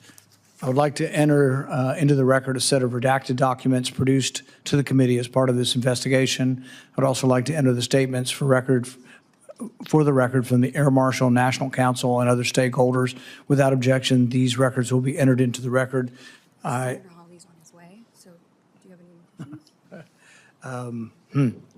Senator Moreno, do you have any more questions? We have one senator that wants to come and ask a few questions, so I am going to wait another minute or two. Do you have anything else? No. So just, Mr. Levitt, you're an attorney. I'm not. So I'll ask you this question. If Congress passed a law called the Quiet Skies Law, what would the Supreme Court say? That had the same substance as this. Same substance. In other words, if we passed a law that said that the U.S. government can surveil American citizens who they suspect without any evidence of maybe committing a crime, and we passed that law, we all cheered and we passed it, and super bipartisan, and we threw a big party and had a ribbon cutting ceremony for the law and photo op, what would the Supreme Court say? Well, two thoughts. One, we've seen past laws that aren't that different from that maybe, right? And so it's hard. And there is a balance, right, a policy balance. It's possible the Supreme Court, if it's not narrowly tailored enough, would invalidate that. Because it's unconstitutional. Because we have a presumption of innocence in this country. Because if I decide not to wear a mask on an airplane because the rule is insanely stupid, I shouldn't be prohibited from ever flying again. If I want to travel to Washington, D.C., and I want to do whatever I want to do in Washington, D.C., that's well within the bounds of the law, that doesn't give any administrative agency the right to decide I can't fly somewhere else. It doesn't give the government the right to have somebody follow me and creep me out in the bathroom and decide whether I'm getting too many sugars in my coffee or if I'm going to the wrong yogurt place. And that report shouldn't be published inside some sort of official government document. Because, Mr. Chairman, there's a difference between somebody who has power because they're giving it to them because of some administrative things, or somebody actually real power. Somebody who has a badge, who has a gun, who has the ability to arrest you, has the ability to take your civil liberties away. That's what happened over the last 4 years. And Americans should be equally outraged about all this. It should not be partisan. But I would interject that I think it's longer than that. And I think one of the witnesses mentioned this. This fear really originated after 9/11. So when they passed the Patriot Act, one of the things in the Patriot Act said that the government could go to your local library and give a secret warrant. It's not a Fourth Amendment warrant. It would be a FISA warrant. And they could get all of the different books that I read when I go to the library. All those could be confiscated, a list. But they went even further. They said that that you will put the librarian in jail if she reveals to me that the government is looking at my reading list. So we did a lot of things out of fear. And that fear from 9/11, look, there was anger, it was justified. There was a war, I think in many ways also justified. But we let down our guard on our constitutional liberties, and it's in times of fear you have to be most careful about them. We probably have 1 million Arab Americans in Dearborn. We probably have 10 million Arab Americans that are part of our country. Many of them are citizens. We even have Colombian Americans. They all deserve the same protections. That's many of the reasons why they came here. So, but it is decently ironic that the Democrats looked the other way while our border was open to 10 million illegals streaming across our border. I'll grant you that. So I will turn things over to my great colleague from Missouri. You know, I think the sarcasm towards the witnesses is uncalled for. I mean, you're asking them to make a decision on the Supreme Court. It's a complicated decision. A lot of the decisions on hiring and firing have come down on the president's side. I mean, frankly, these are open-ended questions. To say that you've concluded and you're smart of the Supreme Court, you're welcome to say that. But to put people on the spot and say, oh, you have no opinion, you're just going to do whatever you want. Well, you know, these are very complicated decisions, and I don't think any of us really know exactly how the Supreme Court's going to rule on this. So I don't like the sarcasm. Mr. Chairman, this is not before the Supreme Court. That is not even true. Let's at least have facts, Mr. Chairman. Senator it is not Moreno. before the Supreme Court. Are we just making up facts as we go along Senator here? Moreno. Oh, my God. Thank you, Mr. Chairman. So we talked a little bit this morning about text messages. I thought that was interesting because I've never seen a witness who wasn't here question. But I thought in the spirit of text messages, we should read some. It talks about a text message that was sent out. It says, if you guys die before me, I will go to their funerals to piss on their graves, send them out awash in something. And then talks about how they want the Jennifer Gilbert's children to die in front of her so she can feel pain. That is the candidate for Attorney General from the state of Virginia. Would you, Senator Peters, condemn that text message, asking their children to die in front of their parents and he can go to their funeral and piss on their graves? I don't believe I'm a witness here today. Thank you, Okay, Senator. so just want to point out for the record that the bar is so low that you can't condemn somebody wanting political violence. Okay, so let's move on. So to Mr. Kirk, Mr. D'Esposito, Mr. Mooring, when you make decisions to investigate issues, do you go on X, read a post, and then make a decision based on that? Do you like read Newsweek and say, oh my God, this article says that? Or do you, start with you, Mr. Kirk, do you actually perform investigations? Thank you, Senator, for the question. The role of the Inspector General is to work with facts. And So not, what if you read an article on Facebook? That's not enough? certainly not enough, no. How about if Manu Raju asks you a question on the hallway on the way out? Is that enough to make a decision? Pardon me? If a CNN reporter asks you a question on the way out, is that enough just to make a decision? My point is, can you walk us through what you actually do to investigate these matters? Sure. Inspector General's offices have significant numbers of staff of investigators, auditors, and their role is to collect the information from the agency to be able to make a decision based upon Does that criteria. take 5 minutes, 6 minutes? How long does that take? It takes months. Months. Months. Okay. So not 3 minutes in questioning. Mr. D'Esposito, anything different? I agree, and I spent my adult career as an investigator in the New York City Police Department, and never once, and I worked for a few different mayors, definitely I don't agree with their political ideologies, but never once did I start an investigation, conduct an investigation, or make an arrest based on someone's political ideologies. Because you follow the law, that's your job, right? Correct. I lived the oath that I took and swore, and that badge that I wore on my chest. And you're going to find the facts, no matter where they take you, to make certain that you do your job that you're sworn to do, correct? Absolutely. Exhaust every lead necessary. Mr. Mooring, how about you? I mean, obviously, the Department of War is a huge agency, and you're going to be charged with a big responsibility. You're going to study these things thoroughly, make sure that only look at facts, not hyperbole or innuendo. Is that correct? That is correct, Senator. At the department, sources of investigation come from many places. Can come from senators, congressmen, the hotline, whistleblower complaints. There are procedures that are already in place in writing at the department which guide the initiation of investigations. And you've sworn to uphold the Constitution and the law and to follow it no matter where it goes, correct? Yes, I do, Senator. Okay. To the judges, D.C. obviously is a lot going on here, and I assume the same standard holds for the three of you, that you'll follow the law, you'll interpret the Constitution as written? Yes, Senator. Yes, Senator. Senator. All right, perfect. And Mr. Forrest, I will actually give back time and just give you one piece of advice. Sell, baby, sell. With that, I'll turn it back over to the chairman. Thank you, Senator. Senator Slotkin. Thank you. Thanks to all of you. Thank you. Senator Moreno has asked for a moment. I just need a real quick question for Mr. Edwards. But before I do, as somebody who's been here 10 months, I think what we just saw was exactly classic Washington, D.C. In other words, the car that I drive should be safe. The car that my staff drives, who cares about them? I get a paycheck. I object to you stalking my car and my staff to find the VIN numbers to present to this committee. What are you doing there? What are you going to do with them? It's an invasion of our privacy. If you came and asked me for my VIN, I will tell you what I have in my car. It's visible from the outside of the car. So you went and followed me. Is this my time? You went and followed me to see who drives me. Can I reclaim my time? And write down their VIN number. You interrupted me. You're attacking me. You watched me go to see who drives me, writing down their VIN number so you could find out what they have. That seems a little creepy. Just to expose the hypocrisy. Much like, for example, expose the fact the hypocrisy. that you get paid, you get a paycheck, but you walk by, you get a paycheck. I'm donating my paycheck, sir, and I would happily be on legislation what do you say to them? to give. What do you say to the staff?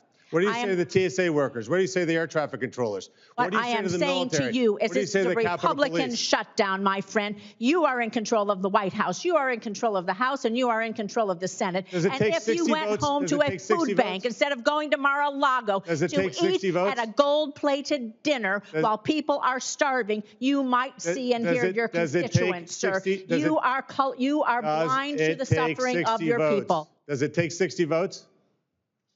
You listening and coming to the table to have a discussion. It does take 60 votes. You want to have this, come talk to me in private, sir. Okay. So it does take 60 votes, for the record, just so that we're clear on the reporting, so that there's no misinformation. It does take, back to you, Mr. Edwards, question about airports. In Cleveland. Thank you, Senator Lujan. Senator Moreno. Well, thank you, Mr. Chairman. Mr. McCormick, you said something at the beginning that I just want to probe on. I think it's important for my Democrat colleagues to hear this. You prioritize vehicle safety. Is that accurate? Would you say that, look, your North Star is you got to make cars safer? Is that true? Absolutely, Senator. All right. And obviously there's vehicle affordability. Let's put that over here for a second. Senator Lujan mentioned different autonomous vehicle levels. There's 0, which means the car basically is old school, no assistance, level 1, level 2, level 3, level 4, level 5, no steering wheel. You jump in the car and off it goes. Are you aware of how many vehicles had level 1 or higher autonomous technology back in 2012? I don't expect you to know. So I'm going to give you the answer. 3 models. So 1, 2, 3 cars featured it as optional equipment. Why do I point out 2012 model year cars? Like, who cares? That's the average age of the car today in America. That means half the cars on the road are older than 2012. Since 2012, 16 million vehicles have been made with more than level 1 autonomy. So how is affordability and safety tie in together? You make cars more expensive, people will keep their cars longer. Is that accurate?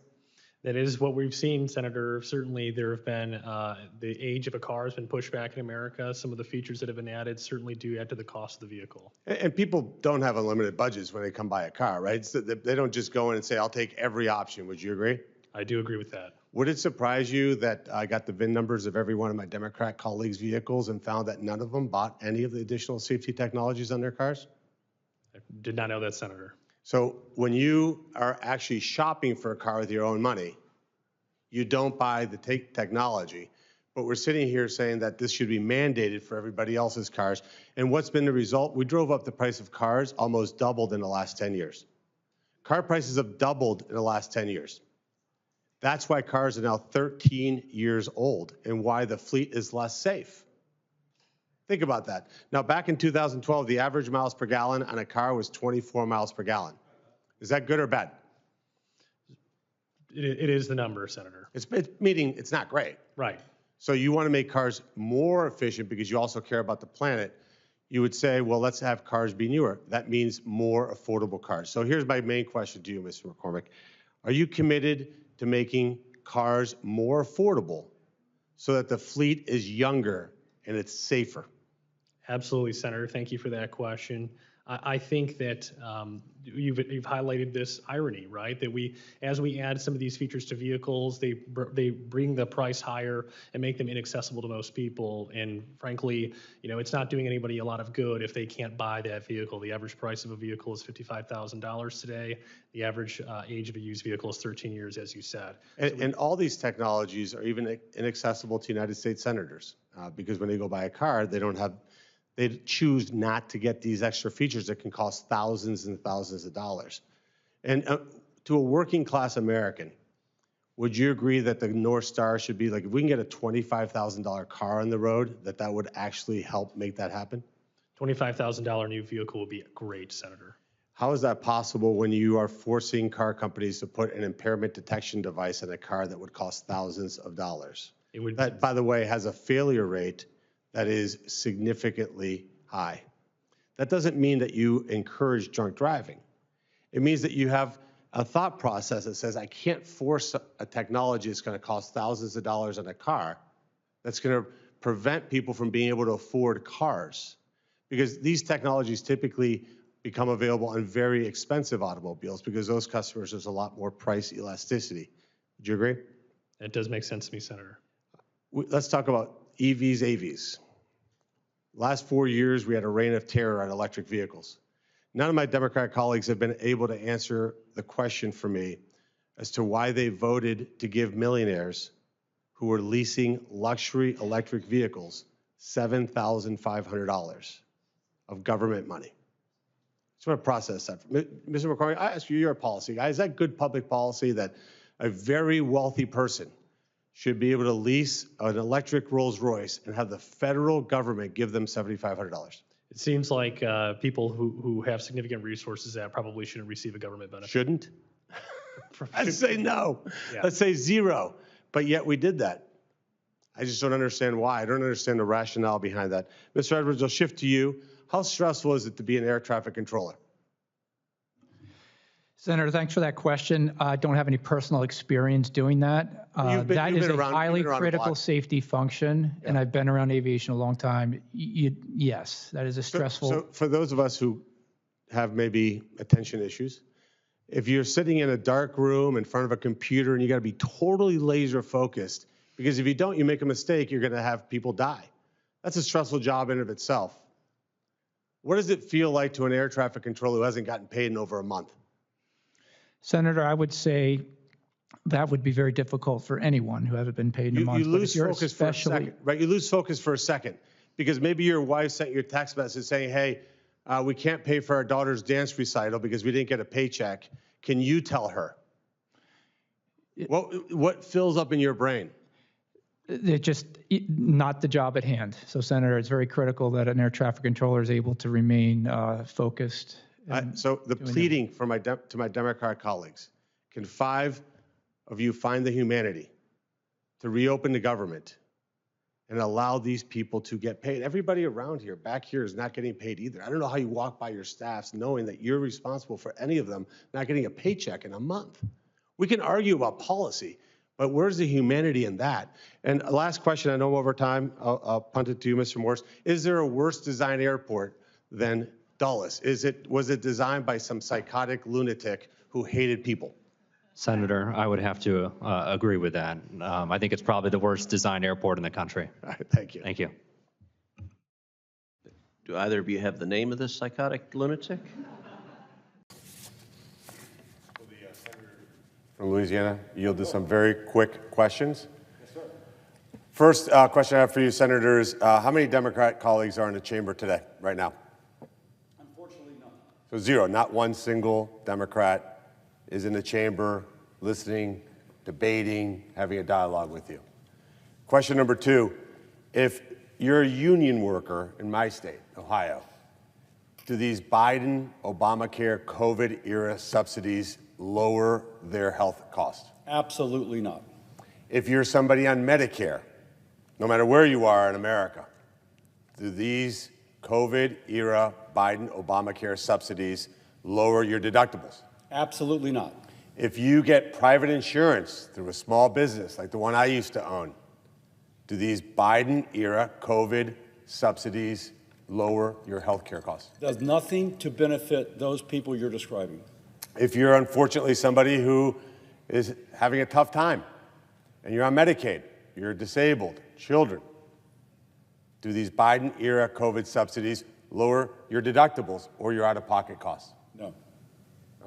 So none of the people I just mentioned. Not union workers, not people on Medicare, not people on Medicaid, not people on private insurance, not unions that negotiated incredible rates. None of them will see lower health care costs. Am I accurate in that? You're absolutely accurate.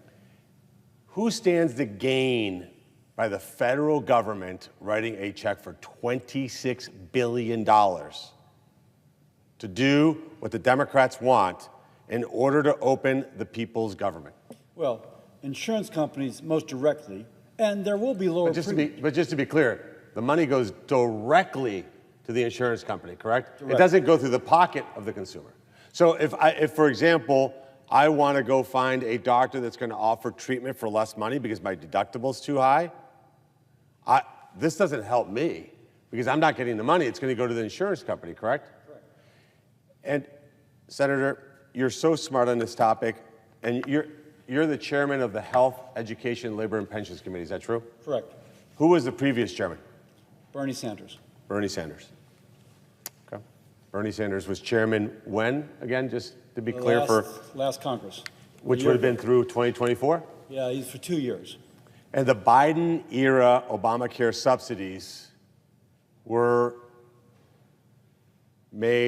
extended in 22, is that correct?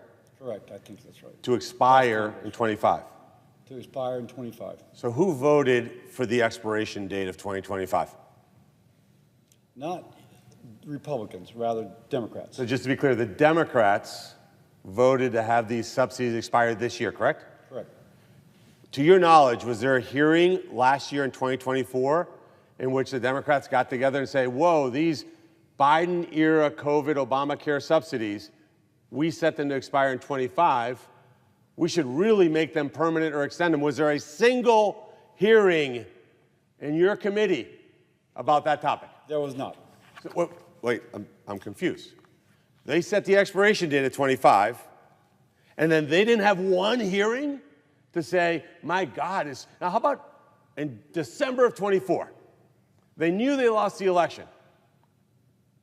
Did they have an emergency meeting in December of 2024 and said, these Biden-era COVID Obamacare subsidies are going to expire. We don't know the Republicans are going to extend them. We need to do that. Did they add it to the continuing resolution that funded the government in December then, when they had total control of this chamber? Did they do it then? They did not. So this is a political stunt, and the American people need to see it for what it is. My career, I negotiated my whole life. Negotiation is about leverage. Would you agree? Yep. What leverage are the Democrats using in this negotiation? Unfortunately, shutting down the government. What does that mean, shutting down the government? Who's the leverage? Is it air traffic controllers that aren't getting paid? The Capitol Police that aren't getting paid? Yesterday, we tried to fund federal workers who are forced to work. Is that true? Correct. Democrats voted that down. Is that correct? Correct. Would you have a hard time walking into this building, Senator, and seeing those Capitol Police officers out there and your staff and knowing that you voted not to pay them? I cannot imagine feeling good about that. Knowing that you walked by TSA to go to your lobbyist retreat in Napa Valley, and you know that you are responsible for them not getting paid, that they're your leverage, SNAP recipients, Head Start recipients. They're using the American people's suffering as political leverage. That's how far gone the Democrat Party is. What you're offering would hurt insurance companies' pocketbooks, would it not? Insurance companies will do pretty well no matter what. But this would hurt their pocket. But it would take $26 billion that would instead go to an insurance company, and instead it gives it to a family for the. I always use the feminine. Women make all the decisions in healthcare. It would give her the ability to make a best decision for real care for her family, finding the best value for her dollar. 100% of it would go to her. to all of those, and they would make a better decision. Two final questions, and I will yield the floor. Our great senator from West Virginia needs to speak. $26 billion. $26 billion, a number that most Americans can't even conceive. The government is staying closed because Democrats want to give $26 billion more to insurance companies, and you're proposing to give that to the American people instead. Is that accurate? Absolutely. Last question. The COVID Biden-era subsidies were set to expire in 2025 by Democrats. Did you know that when they had power, they set the EV, electric vehicle subsidies, to expire in 2032? Wait. So just to understand, the EV subsidies did not expire until 2032, but this subsidy for people's health insurance expired this year. Correct, and they were $7,500. You could lease a Rolls-Royce, a Mercedes, a Lamborghini, and if you did that, the government would give you $7,500, Madam President. I want the American people to think about that when they understand how far gone the Democrat Party has gone. Thank you for your presentation. Yeah.